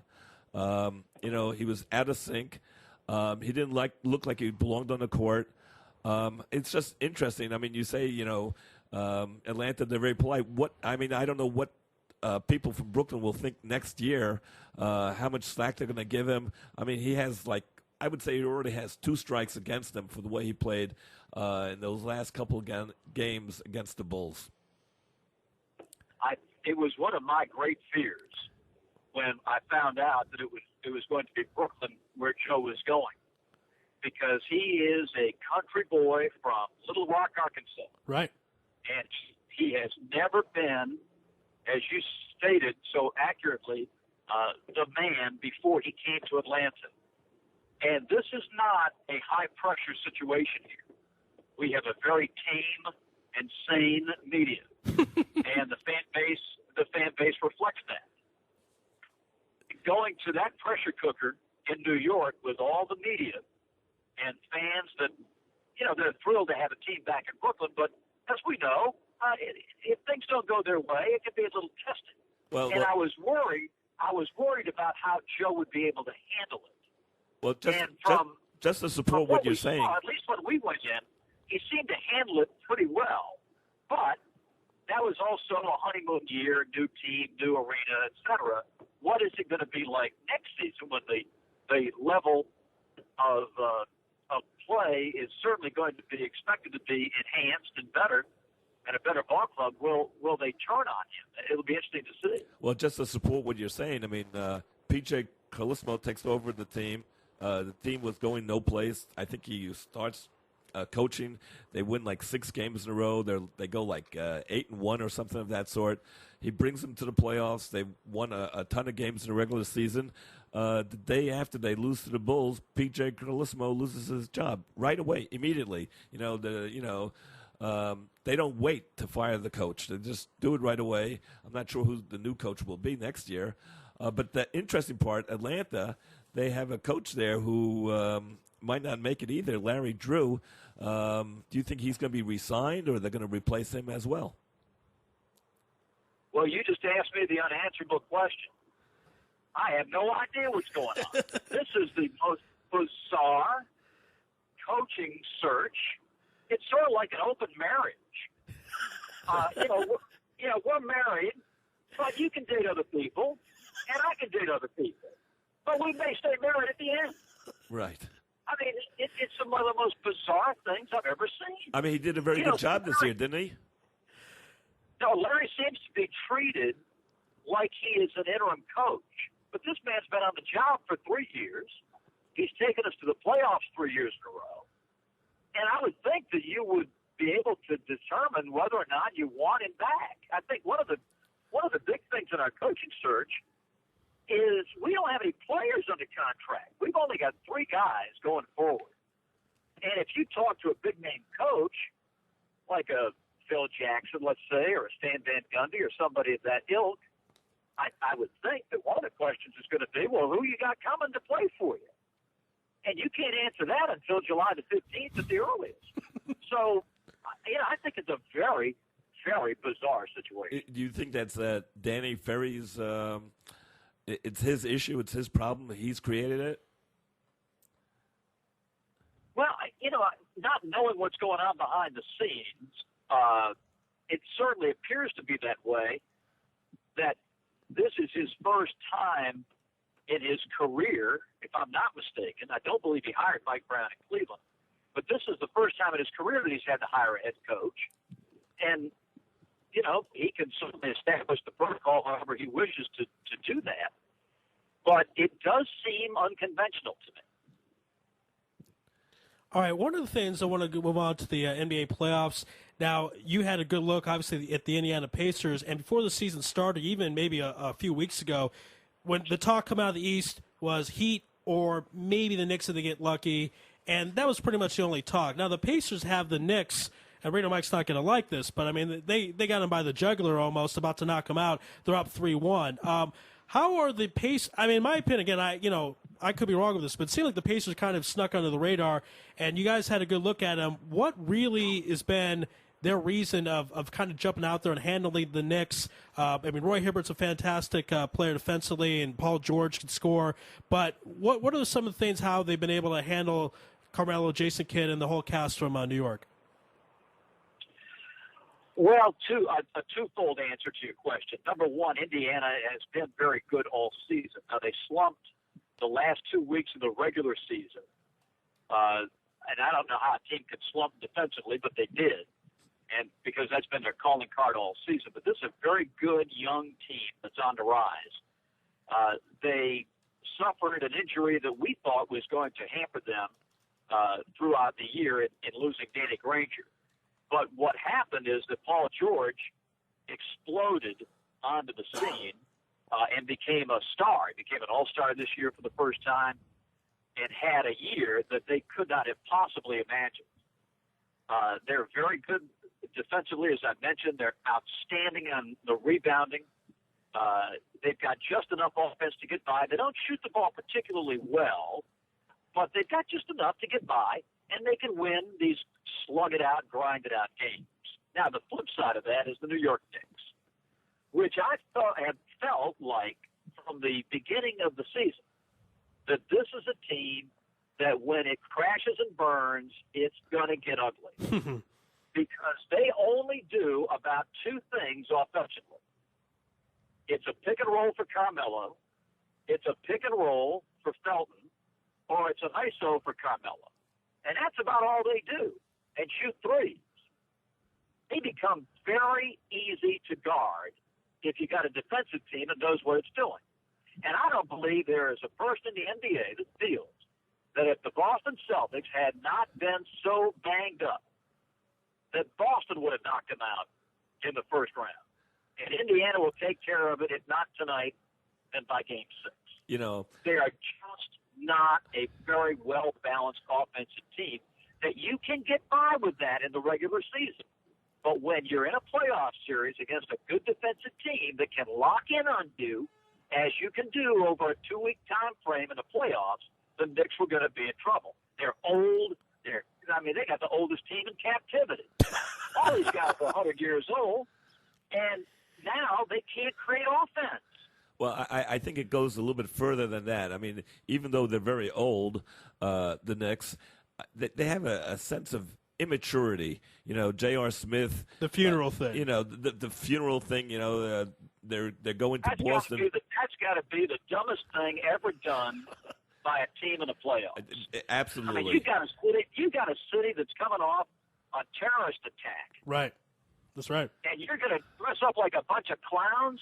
Right. I mean, that was terrible. I actually happened to have been in Boston that day, and I heard some of the people on the radio, and they were commenting on how low class and how stupid that was. And then you go out and you lose the game. I mean, they came close. They almost won the game, but they blew it. And you know, when you're about to defeat an opponent, defeat them, you know, you don't want to give them any ammunition to work against you. And they go ahead and they do, like you said, they dressed up in the funeral outfits like a bunch of clowns. And then they went ahead and lost the next game. And they were in New York. They were really sweating. People were really, really angry at them because if they would have lost the next game, they would have forced a seventh game. People have top 2004 all over again. And you never know what could happen. I mean, no team has ever come back down 3-0 in the playoffs. But believe me, everyone that talk sports shows in New York, they were all talking about how Boston, you know, might just come back and beat the Knicks. And I think they have a sense of immaturity, the way J.R. Smith handled himself there, getting suspended for a game. And now you have Carmelo Anderson. I mean, people say that maybe he has a bum shoulder, but the way he's shooting now and the way he shot the ball the last, 4 or 5 games and the way J.R. Smith is shooting, you know, I don't even see any hope for them. Like, you know, sometimes you can lose a close game or something of that sort. Chandler is injured.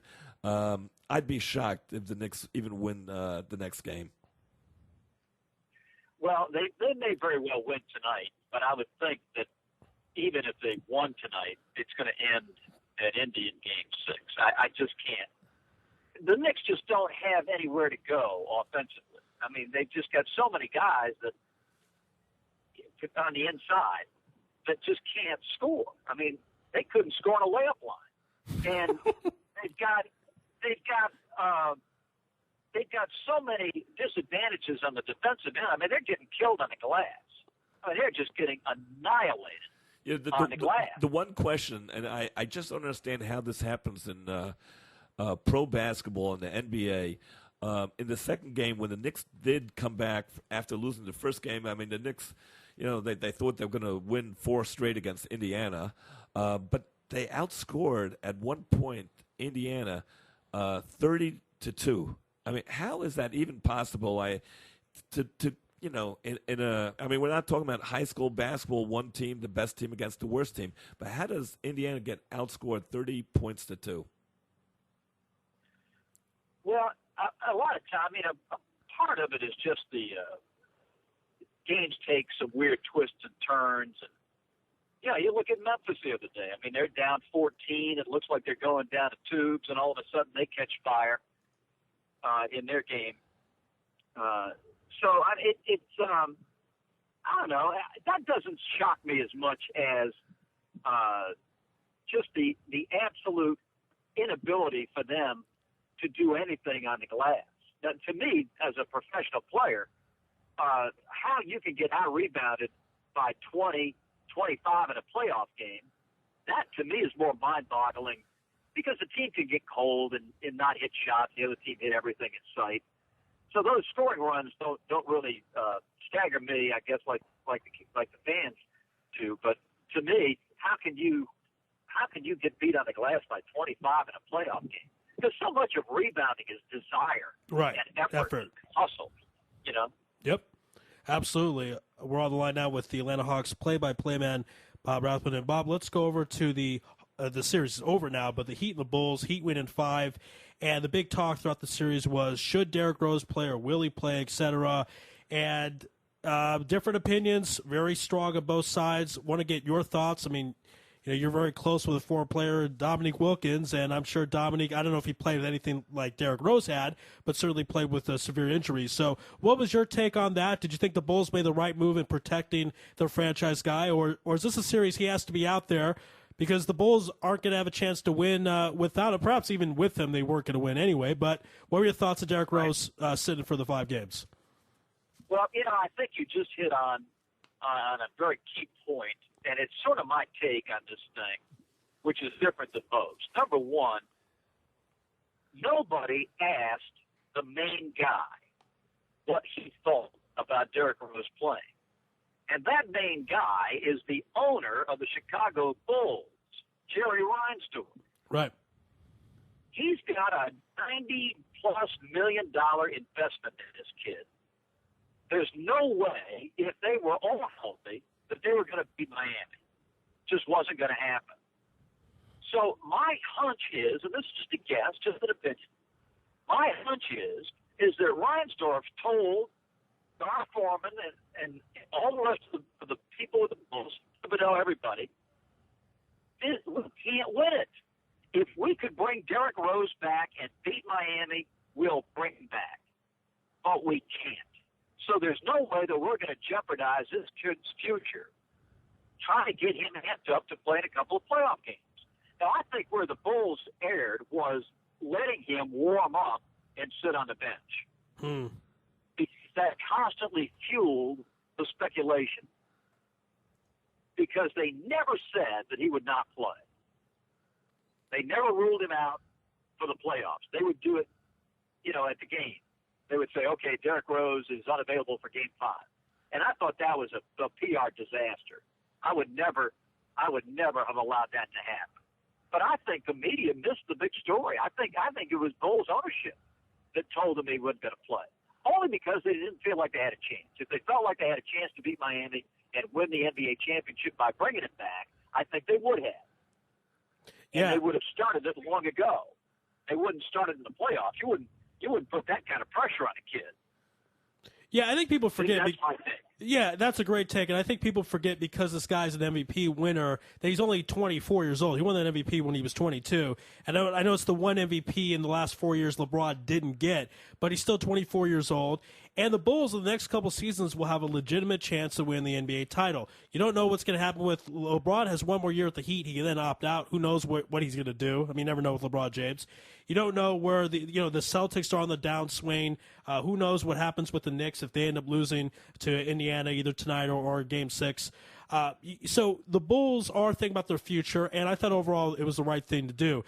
And the people that are against that decision, saying that, oh, he's not tough enough, etc., like you said, I mean, it's not really Derrick Rose's call. I mean, people are trying to blame Derrick Rose. I'm sure Derrick Rose wanted to play more than anybody. Derrick Rose has been scrimmaging with the Bulls, I've been told, for 2 or 3 months. So he wanted to play.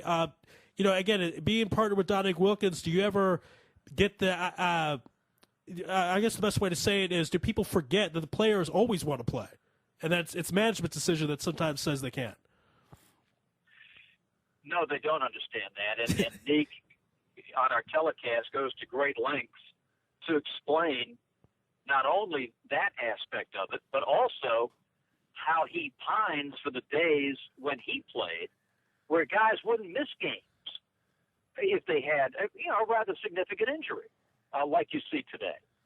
Nick just shakes his head, and he says, man, the guy's got a hangnail, and he's out for 2 weeks. That never happened in his day. It was something where you just did not miss games. It was just a code of conduct that the players held themselves to, that if you can go out there and help us, even if it's for 5 minutes, you're going to go out there and help us. Right.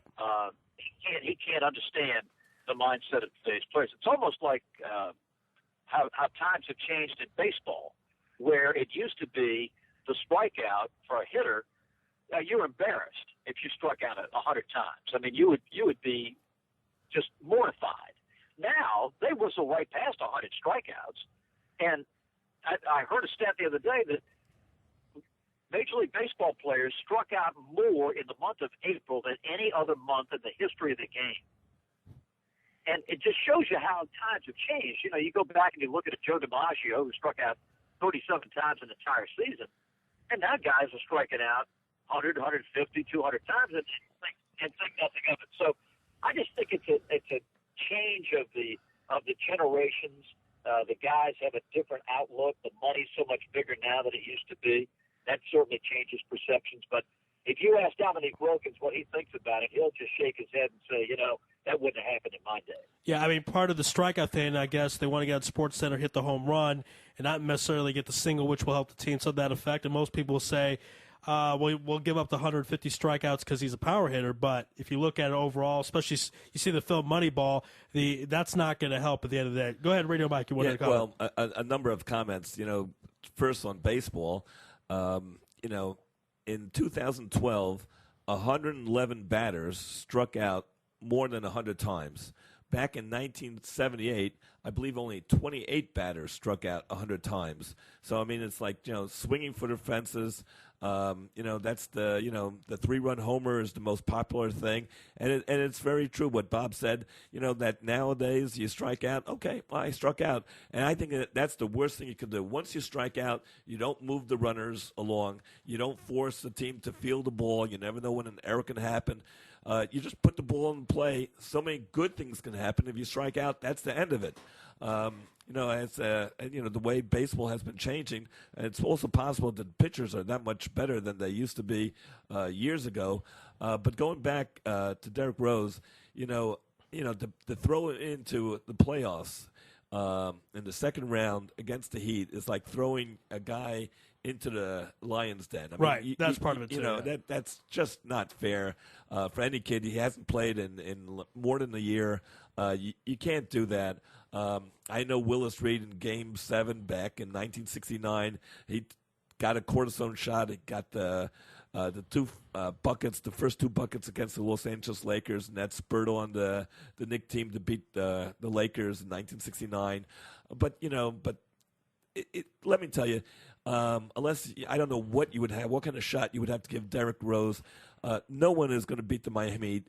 I believe in the last 48 games, the Miami Heat have lost 3 games. So if they've lost 3 games in 48 games, how are they going to lose a series? 4 games and 7 games. In 7. I mean, Right. that's not going to happen. I mean, we could talk about who's going to come out of the West and to lose to the Heat in the finals. Yeah, I predicted.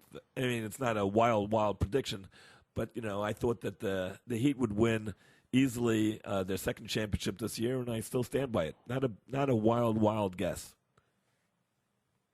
Bob, let's say this. I think, I'm sorry, go ahead. Well, I just want to say, at this point, I mean, before you continue, the Heat have lost 1 game in the first 2 rounds.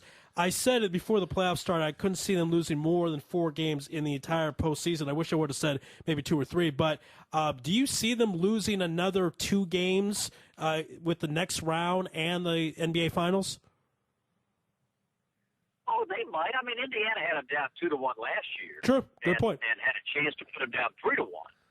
Right. It could happen. I think of the 3 teams, I think Indiana will push them. I don't think Indiana will beat them. I think if they face San Antonio, they'll kill San Antonio in the finals. But I tell you, if it's Memphis, I really think Memphis could give them some trouble. Not that they would beat them, 4 times in 7 games. I don't know about that. But I think Memphis, because Memphis is strong where Miami is the weakest. And they could really, I think, do some damage. If they're not, starstruck by being in the finals and all that stuff, and play their game. But that's kind of how I see the remaining teams. Well, I'm a big fan of. I don't think anybody's going to touch Miami. Well, I'm a big fan of Zach Randolph and Mike Conley for Memphis. But the one thing, and maybe you might have some inside information on this, Dwayne Wade, he's not 100%. Do you think that might slow down the Miami Heat at all? No, I think the only guy that's going to slow them down is if LeBron gets hit by a bus. I think. Yeah, they can win without Wade. They certainly can win without Bosh. He's the X factor. I mean, and they've done a good job too. They've got those 3-point shooters that get open looks because everybody is watching LeBron, his every move. He's the only thing that would compromise their chances if he got hurt. That's the only thing, and he's the biggest, baddest guy out there. He's so strong. I don't see that happening. I mean, you've seen this up close personally. I think people forget because it's a basketball game. This guy's built like a football player. He's 6'8", 260 pounds of muscle. Herm Edwards said had he played in the NFL, he'd be a Pro Bowl tight end. I mean, this guy is built for tough, as they say. No question. And he does it at both ends. He can guard any of the 5 positions on the floor defensively. He's a better passer, I think, than people give him credit for. And his ability to just, by sheer brute strength, overwhelm a defender. Now, you can't guard him one-on-one. When he gets up ahead of steam, it's over. And he's going to take that thing to the rim. You can't stop him. He's a unique force in our league. We've had a lot of guys that have been big, imposing people. The Shaquille O'Neals, the Wilt Chamberlains. You go through history and look at the guys, but they were all on the inside. Rarely have we ever had a guy who can that shoot. has his physical abilities on a perimeter. And, he is one load coming at you. I mean, it's like trying to take a charge on a freight train when he's coming at you. All right, we'll leave you this last question, Bob. LeBron James, and I'm kind of a nerd with this kind of stuff, but I just can't help it. He won his 4th MVP in 5 years, 4th MVP before the age of 30. This MVP was not unanimous. I kept talking about throughout the entire season. Was this the first time we would get that? We've never had that before. Shaquille O'Neal was one vote short in 2000. Fred Hickman voted for 24-year-old Allen Iverson. This time the 1 vote went to Carmelo Anthony. Was that an injustice? Is there some argument for Carmelo Anthony, or should this have been the year finally that we had a unanimous MVP and it went to LeBron James? Well, that 1 vote was cast by Gary Washburn of the Boston Globe, and he is certainly entitled to his opinion. But if he thinks for 1 second that LeBron James is not the best overall player in this league, then I've got to seriously question his ability to cover professional basketball. Yeah, I would say so. Might need to have his revoked. What are you watching? What are you watching? I mean, I've never seen, the guy is so far ahead of everybody this year, it wasn't even funny. Yeah, but the one thing, Miami without LeBron James might have been a playoff team. Now, Bob, Radio Mike's a New Yorker, by the way, coming up. Go ahead. Yeah. No, okay. I'm not a big, crazy Knick fan. You know, I like the Nets too. You know, just to play maybe devil's advocate just for a second, it's possible that the Miami Heat would have been a very, very, very good team without LeBron James, but the Knicks would have been a disaster without Carmelo. Bob, by the way, Radio Mike does not express my opinions or the opinions of Business Sports Radio. I just want to say, just to make that sure. Yeah, well, how they doing? How they doing with Carmelo right now? That's right. That's right. They're doing pretty bad because he's shooting awfully. All right, that was checkmate there. All right, great stuff, Bob. This was very entertaining. One of the most entertaining segments we've done in a long time. Thank you, Bob. Thank you so much for coming on Louis Live and Israel Sports Radio. We didn't even break down the Western Conference, so that means you have to come back. We'll get you on back real soon. Obviously, you have a pretty busy schedule, but we'll figure something out. Again, thank you so much. Enjoy the games out there, and we will be in touch. You're welcome, guys. Anytime. All right, be well. All right, that was the Atlanta Hawks play-by-play man, Bob Rathbun, here on Louis Live and Israel Sports Radio. Was that a treat, Radio Mike? He is old school. Well, he knows his stuff. He's we didn't even talk about how much he knows in baseball, but he's he's a great baseball mind as well. Does the play-by-play for the Atlanta Braves, and he did mention baseball as well. How there's I did not know that the last month there were more strikeouts in that month than any other month in Major League history. Yeah, I mean, I don't know. It's a whole new philosophy. You don't have to put the ball in play. Just swing for the fences. I hate it. Last year, one guy I really liked with the Yankees, he just came back. He broke his wrist on the opening day of the exhibition season.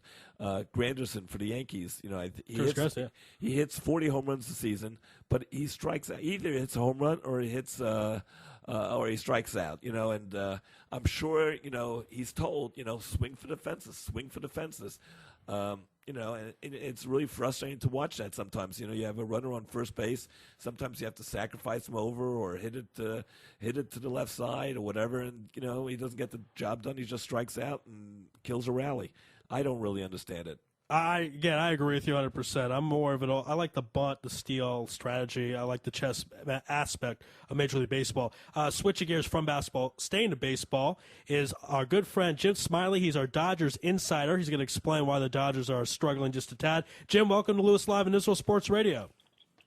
Hey, great. Thanks for having me.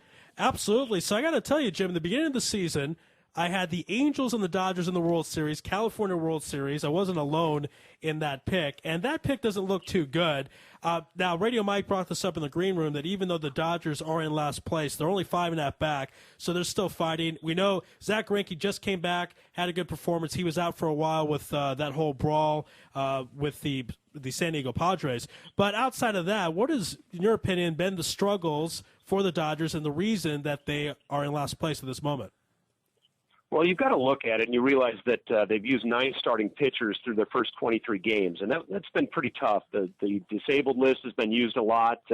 Hanley Ramirez, thought to be a key component to their offense, has been out. Matt Kemp hit $167, something like that, in his first 15 games, $182 actually. And the team's starting to come around, and I think it's for Dodger fans, I don't think it's time to give up on this club anytime soon. All right, so the Dodgers' game plan, now they have Greinke back. Are they going to set up the rotation? Who is left out now if they're going back to the 5-man rotation? You mentioned using the 9 starting pitchers, but do they want to go to something a little more consistent, a little more normal, as most of the teams do in Major League Baseball? Well, yeah, certainly they'll be conventional with their approach, but I think you've got, of course, Josh Beckett was the man who was sent down. He was not sent down, put on the disabled list with a groin injury. But he was winless in his first 8 starts and really struggled. And having Greinke and Kershaw at the top of that rotation really gives you 2 aces where every time they take the mound, the Dodgers will be favored. I think between them and also Hyunjin Ryu, the Korean import, who they spent $36 million just to sign him, but another $25 million for the rights to just negotiate with him. He's been solid, matching Kershaw with the same number of wins. But I think that's going to end up being an okay rotation. And I think come September, this team could be in the thick of things in the National League West. Yeah, well, they're not that far back now. So, it's such a long season. We're only a fifth of the way through. So I think there's hope for the Dodgers, but a lot of people, they complain about Don Mattingly, that he's not a good on-field manager. What are your thoughts on that? Well, every game, every home game, I'm able to sit down and talk with Mattingly about 3 hours before the game begins. He holds court there in the dugout, and what I've been most impressed with Don Mattingly is his even-keeled nature and his studying influence on his team. And at no time has he been panicked about it. He's talked about how they got a ton of games left. You're right, as you say, 123 games left. It's a marathon. And I think he's a good, very positive influence. Ownership might feel a little bit differently. They neglected the chance to extend his contract, so he is somewhat of a lame duck. And ironically, I wouldn't be surprised to see Mike Scioscia in a Dodger uniform at the helm next year. Really? Wow. Well, he did. He was on the '88 championship team. That was the last time the Dodgers won the World Series, so could make some sense there. Go ahead, Radio Mike. Well, there's a lot of hope for the Dodgers. I mean, I think they have the best on-base percentage of any team in the majors. In the West. In the West. Okay, and also Adrian Gonzalez. He's a solid first baseman. He doesn't hit for tremendous power, but I mean, he certainly knows how to get his RBIs by the end of the season. Carl Crawford seems like he's having a good season. He's hitting .321. He had a horrible season in Boston last year. So there might be hope for Carl Crawford to be what he used to be when he was with Tampa. You still have Matt Kemp. You still have Ethier. He hasn't done all that well, but he can come around. So I don't think the season's lost for the Dodgers yet. No, and you bring up an interesting point. Sure, they're doing great with on-base percentage, and there was a graphic the other day in the game at San Francisco, and it talked about how the Dodgers are doing so great with on-base percentage, but they were near last in baseball at hitting with runners in scoring position. Meanwhile, the Giants, their on-base percentage is horrible, but their average of hitting with runners in scoring position is great. Kemp, you mentioned, he started at 182 through his first 15 games, and he's still not hitting for power, but he's in the midst of a 14-game hitting streak. He's got his average up 100 points higher than he did just less than a month ago. And Adrian Gonzalez, his lack of power really doesn't concern me. I think you're insightful there, knowing that he's going to get his runs batted in before the end of the season. He's hitting .349, and he's probably the bright spot there for the Dodgers as far as hitting with runners in scoring position. You've also got a couple of intriguing players who are kind of emerging. You've got Scott Van Slyke, who they recently called up. At the time of his call-up, he was hitting .397 in AAA. He's a former AA batting champ. He was leading the Pacific Coast League in home runs and runs scored. And the Dodgers feel like he might be a guy who can be a fourth outfielder, spell Gonzalez at first every once in a while, and maybe come off the bench with some pops. So he's kind of an exciting player who might be a good addition here. Another thing we were speaking about before, how the strikeout is is so up in Major League Baseball, and you have a guy like Adrian Gonzalez. So far this season, he's struck out so far 14 times, which is low compared to other players like Carl Crawford or all these other guys like Ethier has struck out 25 times. Matt Kemp, he's struck out 38 times. I mean, 38 times, you multiply it by 5, you're almost at 200 strikeouts for the whole season. I'm a firm believer, put the ball in play and see what happens. Make the other team catch the ball, advance the runner. It doesn't show up in the if you hit a long fly ball and it's a sack. It should count as a sacrifice. I think a runner goes from second to third, let's say. Going from first to second or second and third, it doesn't count as a sacrifice. It really should. But, you move the runner along, that doesn't count in the box score, but it really should. Yeah, it's interesting. A good friend of mine is a Dodger official scorer, and we talk about different scoring situations and what counts and what doesn't. And his big thing on on that not counting as a sacrifice is that when indeed you're bunting a player over, that's your intent. And yet when you hit a fly ball, maybe you're trying to go to the gap or trying to get a base hit, and it's almost not by design. It's not even really a byproduct necessarily of your approach. So his big thing is Don Hartack, the official scorer for the Dodgers. His thing is whenever he hears an argument like that he just doesn't like it. Now the flip side is you'll get some guys clearly bunting for base hits, but they'll get out and advance the runner, and most official scorers will indeed award him a sacrifice hit at that point, sacrifice a bunt. Sure. All right. Now, Jim, when I knew that you were coming on, the first thing I thought of, I've been waiting a long time to ask someone on the inside about this, the brawl between Greinke and Carlos Quentin. What was Greinke thinking? I know it's not his pitching arm, but this guy, I don't know, must be 160 pounds top, soaking wet. He instead of running away, he lowers his arm into this big guy who was a high school football star. I know Zach's a competitor, but why not run and kind of get behind your other teammates, let them take care of it, and not miss 5-6 weeks of baseball? So what was going on in his mind during that brawl? Well, first, Greinke is listed at just shy of 200 pounds. I think you look at a guy when he's 6'2" and lean and muscular in that way, you look at him and you think he's slight, but he's not. Those guys are professional ball players who are paid to kind of take care of their body. Okay. And when you reach that level, you've got to be in a position where you are a supreme competitor.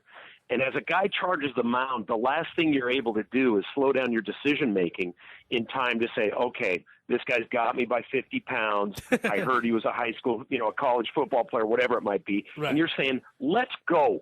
Follow me, here it goes.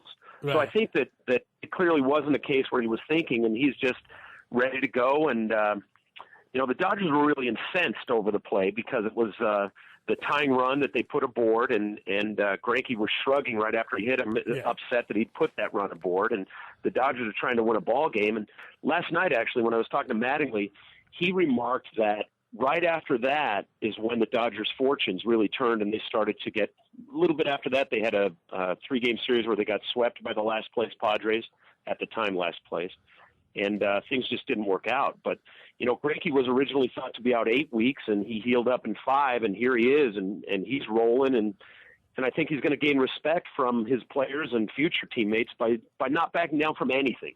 Yeah, I think one of the problems is that, it happens so quickly. You don't have time to react. You don't have really time to think about it.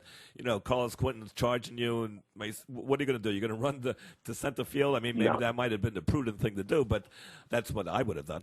But you don't have time to react to that. And to back up my point, when there's a line drive hit back to the pitcher, how often does the pitcher stick up his throwing arm, throwing hand, to make a play or deflect the ball? I mean, you don't think properly about that so often. I mean, it's so frustrating to watch. But these guys, like you said, are competitors, and you have a split second to think about it, then you can't help it. It's funny. Yeah, and go ahead, Jim. No, Jim, please go ahead. It was interesting. Mattingly was so incensed after the game. He said, if Quentin comes back and plays in a game before Greinke's ready, then there's a problem. Right. And he was upset, and he wanted a huge suspension for Quentin. Now, it's ironic if you look at it. Quentin was suspended for 8 games, and Greinke did not miss 8 starts. So in a way, even the suspension was kind of real justice in a way of what Mattingly was looking at. Well, so it's sort of like, how do you interpret an eye for an eye? So right. Speaking of that, right? Yeah. It was interesting because I know baseball players have a great memory, especially this kind of stuff. And Zach did hit Carlos before when Zach was in the American League, but Carlos Quentin has some record for being hit the most amount of times in a season. And at that point, as you mentioned, that was the tying run. Zach certainly did not do that on purpose. He wasn't happy about that pitch. And I think Carlos was an idiot to think that Zach Greinke was trying to hit him on purpose at that point of the game in that situation. Quentin cannot have it both ways. He leads the major leagues by getting hit the most in the last 5 years. No major league player has been hit more. And if that's a big part of his game, which indeed it is as far as on-base percentage is concerned, then he in my opinion, can't afford to be a guy who gets hit and charge the mound. Either it's a part of your offense, you accept it, you understand it, you try for it. He leads into a lot of pitches, not the case with Greinke. But I just didn't like it, the way that Quentin handled it. Although, in his defense, it was one of the very first times that he's ever charged the mound.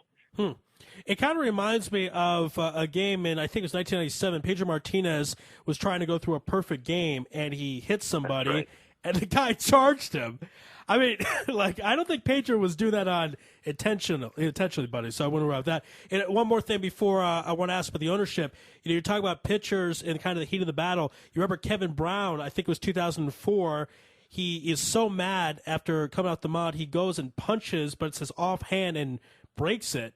So sometimes these pitchers are so competitive, but that was one of the weird times where you remember right at the last second to switch his hand. Just a story I thought of. Now, Jim, I want to ask you, Dodger management, of course, Magic Johnson comes in, $2 billion to buy the team, and next season, the Dodgers, Radio Mike's, I don't know if he'll believe this or not, the Dodgers will have the highest payroll in the major leagues, is what I've been told, over the Yankees. Of course, the Yankees could change that. Is this a new era in Dodger baseball, even though the Dodgers right now are not where they want to be? But is this a new era where baseball will start to come back to Los Angeles and it'll be a focal point like it was a bit in the 80s? There's no doubt that it's a new era. Now, whether it's as successful as it was in the 1980s remains to be seen. But this is an ownership group that is striving to build the fan experience, to bring in the community. They spent, I believe it's $160 million in the off season to upgrade the ballpark. They got the architect who built Camden Yards, among other things, and she's made it a more fan-friendly, interactive experience at the stadium.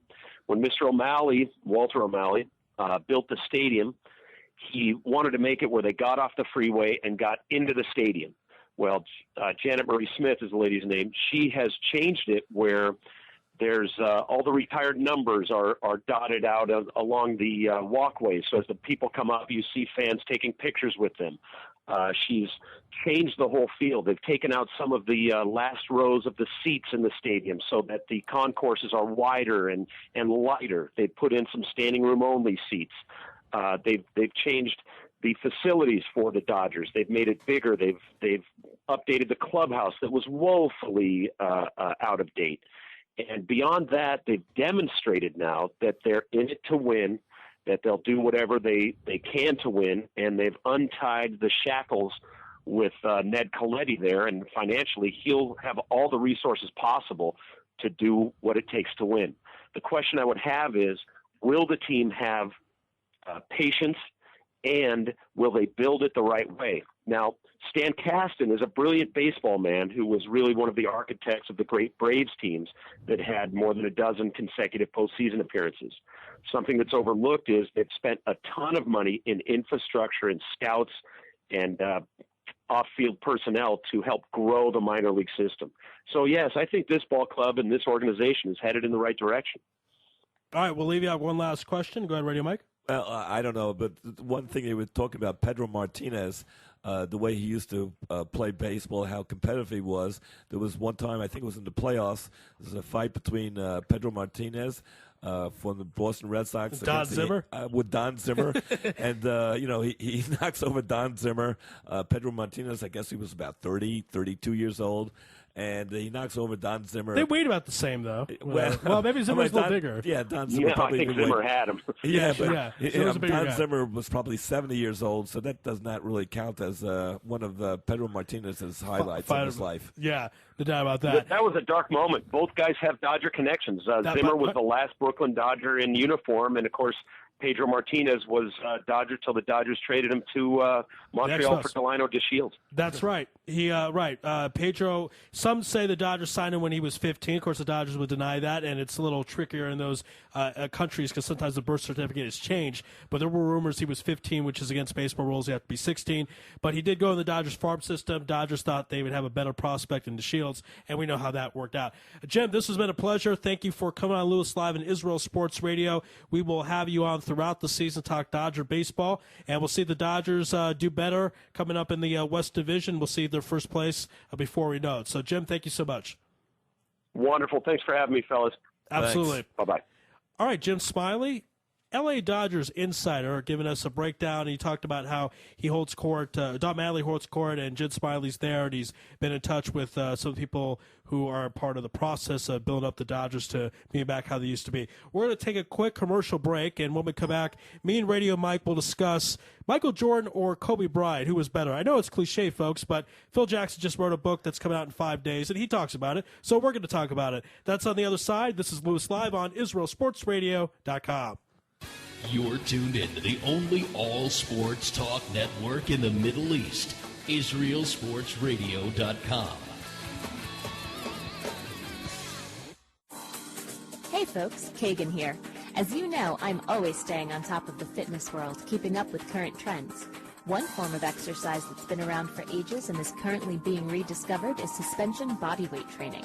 So if you're looking for a way to get in shape, improve your health, and train your body to move in new ways, then the X1 by Israel Gym Systems is for you. Find out more on our website at www.israelgym.com or look for our page on Facebook, Israel Gym Systems X1. Israel Gym X1. Higia Hazman. You're already using a credit card every day. Why not feel good every time you make a purchase? When using the HAS Advantage Support Israel Visa card, a percentage of each purchase you make will be donated to your choice of 24 Israeli-based charities, while still earning a reward point for every dollar spent. But wait, these rewards are even better than the standard rewards you get, especially when using them towards Israel travel, with the best conversion rate on El Al's Matmeed frequent flyer program. Earn double points at some of your favorite supermarkets and restaurants in the U.S., as well as discounts all over Israel. If you love traveling and supporting Israel, HAS Advantage is the card for you. Just give us a call toll-free at 1-866-6-ISRAEL. Sign up right now with the code ISR10 to earn 2,500 bonus points. That's 1-866-647-7235. HAS Advantage. Earn rewards. Support Israel. Offer valid for U.S. citizens only. Terms and conditions do apply. When dialing from within Israel, please dial 1-800-200-818. Israel Sports Dynamics specializes in football consulting, equipment, uniforms, and more. Great brands such as Nike, Russell Athletics, Schutt Sports Products, and many more. Just one call away. With over 30 years coaching experience with university and professional athletes, Terry Hill, owner of ISD, can advise you for all your sports needs. Call 054-581-3248. That's 054-581-3248, or visit our website at www.isdisrael.com. If that's not easy enough, click on the ISD banner on the Israel Sports Radio website and be part of the game. Are you tired of paying for expensive gym memberships that you don't use? Are you frustrated by not seeing results? It's time for the X1. Israel Gym Systems is proud to launch the X1 suspension and bodyweight training system. Lose weight, build muscle, improve balance, coordination, and flexibility. With your purchase of the X1, you'll receive a free membership to IsraelGym.com and access to our archives of videos and exercise plans. Sign up today at www.IsraelGym.com and get ready for the new you. Israel Gym X1. Higia Hazman. Broadcasting live from Israel. IsraelSportsRadio.com. Back here on Louis Live for our final segment. Interesting, of course, Phil Jackson not coaching. I do have a theory he's coming back at some point. I liked him to go to the Knicks. I always thought to go to the Knicks at some point. But he wrote another book. Of course, wrote a book in 2004, The Los Angeles Lakers, A Team in Search of His Soul, which was highly criticized because of its nature of talking openly about locker room discussions. He's come out with another book, and Jackson is known for a bit of an ego. This book title won't change that. The book is called, Radio Mike, you guessed it, 11 Rings. That's the name of the book. I'm not making that up. Now, that's coming out in 5 days, and in part of that book, he'll talk about the differences between coaching Michael Jordan, coaching Kobe Bryant, which he did, to 11 rings. And neither player won a championship without Phil Jackson, for whatever it's worth. So let's talk about the comparisons. You know, Radio Mike, I'm of a guy that believes that I have more confidence in Michael Jordan to take the final shot. I just feel like he's not going to miss, and I want him to have the final shot. I know a lot of people say Kobe is the closer, and they want him to have the ball, but there's something about Kobe where, you know, he's lost twice in the finals. A couple seasons, they were knocked out of the first round of the postseason after Shaq left. So give us your comparisons right away, Kobe Bryant and Michael Jordan. Well, from what I understand, Michael Jordan was more of a team player. He made other players on the team a lot better. Like before on the show, we said that LeBron James, he doesn't have to make anyone better because he's so great himself, but he does make other players better. But Michael Jordan, I think, was really a terrific player. Also, the final shot, both of them have had very off-court questionable problems. Yeah. Right now, it's Kobe the auction Bryant thing with Kobe and his Kobe mom. Bryant and his mother. I mean, that is one of the silliest lawsuits It's your brother, I've ever heard. dude. Just whatever. Throw some money at it. Make it go away. Yeah, she gets $450,000 from an auction. To sell off his memorabilia.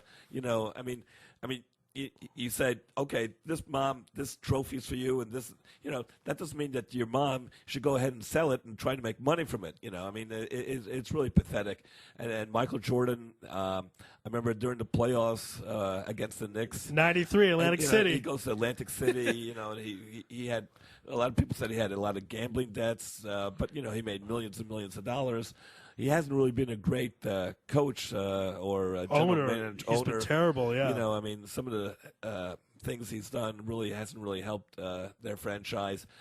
And he wasn't good with the Wizards either. Drafted Kwame Brown number one. I know Phil Jackson, he has a very, very big ego, but maybe we should really look at the greatest player of all time, Bill Russell, winning all those championships. What was it? I think by himself, he's won 11 championships, or was it 13? 11? No, 11 championships out of 13 seasons. So you think Bill Russell is the best? Oh, yeah, definitely. Really? If you can win 11 championships, that's 6 plus 5. Simple math. Yeah. It doesn't really compare.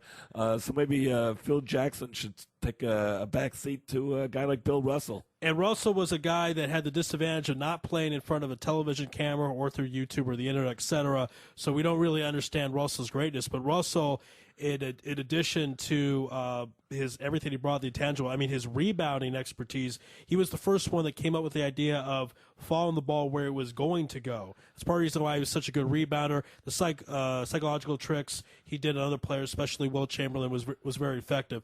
But in the last few minutes we have here Michael Jordan, Kobe Bryant, to throw out some stats. Michael, 5 MVPs, Kobe 1. Michael Jordan won a Defensive Player of the Year award in 1988. Kobe's never won that. And Michael's won 6 rings. Kobe's won 5. Kobe has an extra trip to the NBA Finals. Kobe's 35 years old this summer. Does he win one more ring before he retires? Right? Well, the big question is when he comes back, he had that Achilles tendon rupture. The interesting part, one guy that actually came back and played 7 more years from the NBA was Dominic Wilkins. He came back after such a severe injury. Can Kobe Bryant, can he come back from such an injury? And will he be just a role player, or will he be able to go and, will he be able to be effective if he plays 30, 35 minutes, or maybe his future is only playing 10 or 15 minutes? And how hard will he train? He's a superstar, and a lot of times these superstars, they do come back. You see Mariano Rivera, he came back from knee surgery. I think this year he's 16 for 16 in saves already. And he's 42, 43 years old. I don't know why he's retiring. I think they should triple his salary and let him come back next year. He's got to quit at some point, right? Well, no, he doesn't. Let him pitch in his 50s. Why not? Well, 50s, 60s. He could do it. If you're leaving the game at such a high level, you can't retire. For about 10 years, it was supposed to be Mariano's last year. People thought there was a year in 2004, something he blew a save at the beginning of the season, and they're like, oh, he's done. He's always washed up. And another just solid performance. Yeah, why not? Who knows? Maybe he won't retire. I don't see Kobe Bryant really coming back and being the same guy. The same guy. You have like a guy like Derek Jeter. He just broke his ankle. Will he ever be the same guy? He had a very good season last year. At 38, but it does come to a point when you have an injury at a very old age, it's hard to come back from. It's interesting. We had Adam Bagney on a couple weeks ago from NBC, and I was asking, he's a guy that covers the Celtics, and I was talking about Kobe Bryant. Will he break Kareem Abdul-Jabbar's all-time scoring record? He would need about 5 seasons to do it. And he said no, because Kobe Bryant has said that he won't hang around the game the way Kareem kind of did. Kareem, towards the end, he was Magic's sidekick, but even then kind of, after worthy, third, fourth option, had about 15 points a game. He said Kobe won't do that, and I don't know if Kobe will do that. If Kobe can't be the guy he was before, maybe he does shut it down. Well, another guy who stood around and played a whole bunch of extra seasons as a backup center was Shaquille O'Neal. Shaq played probably 3 or 4 years after he was done. He was having fun, and he was getting paid $20 million a year. Why not? And but he played 10, 15 minutes a game. And got all that money, and what else could he do? In hindsight, back in 2004 when the Lakers chose Kobe Bryant over Shaq, a lot of people at the time didn't like it, especially the next season when Shaq almost wins the MVP and the Lakers miss the postseason. But if you go through 5 years after that, Kobe had 2 titles and MVP. Shaq had 1 title, but that was more D. Wade's title, and no MVPs. And after the first 2 years in Miami, it was all downhill for Shaq. And I know from the Suns, that trade ruined the Suns. Marion for Shaq. The Suns were never the same after that. All right, folks, that's going to conclude our show for tonight. I want to thank everyone who was involved. We start off with Amram Tank Sherby breaking down the NFL draft of 2013, some of the signings, including Tony Romo's $108 million deal with the Dallas Cowboys, Joe Flacco's big contract, and, of course, Aaron Rodgers' big contract. We then had on Atlanta Hawks play-by-play man Bob Rathbun to talk about the Hawks season without their main man Joe Johnson, where the Pacers are going. Looks like they'll finish off the Knicks either tonight. Radio Mike, do they finish them off tonight or Game 6 or Game 7? I hope I hope they finish them off tonight. Put them out of their misery. Out of the misery. There you go. It's enough. And then it'll be Pacers and Heat, which is a rematch of the semifinals of the Eastern Conference last year. I think the Heat won't lose 2 games this time around. And of course, by the way, great congratulations to our good friend Chris Wallace, general manager of the Memphis Grizzlies. Memphis gets the victory and moves on to the West Finals. That's the longest they've gone in the playoffs in their franchise history. And I know it's not exactly the same because Oklahoma City didn't have Westbrook, but a win's a win at the end of the day. And, of course, our final guest, L.A. Dodgers insider Jim Smiley, to give us some of the reasons why the Dodgers aren't where they would like to be, and Zach Greinke's recovery after that brawl with Carlos Quinton. Stay tuned on Israel Sports Radio, as we'll have a lot of great new shows. We'll be talking about the Radio Mike Show coming in full effect, along with the Joe Robbins Show, and many, many other great stuff, so stay tuned for that. But that's it for tonight. God bless, and good night.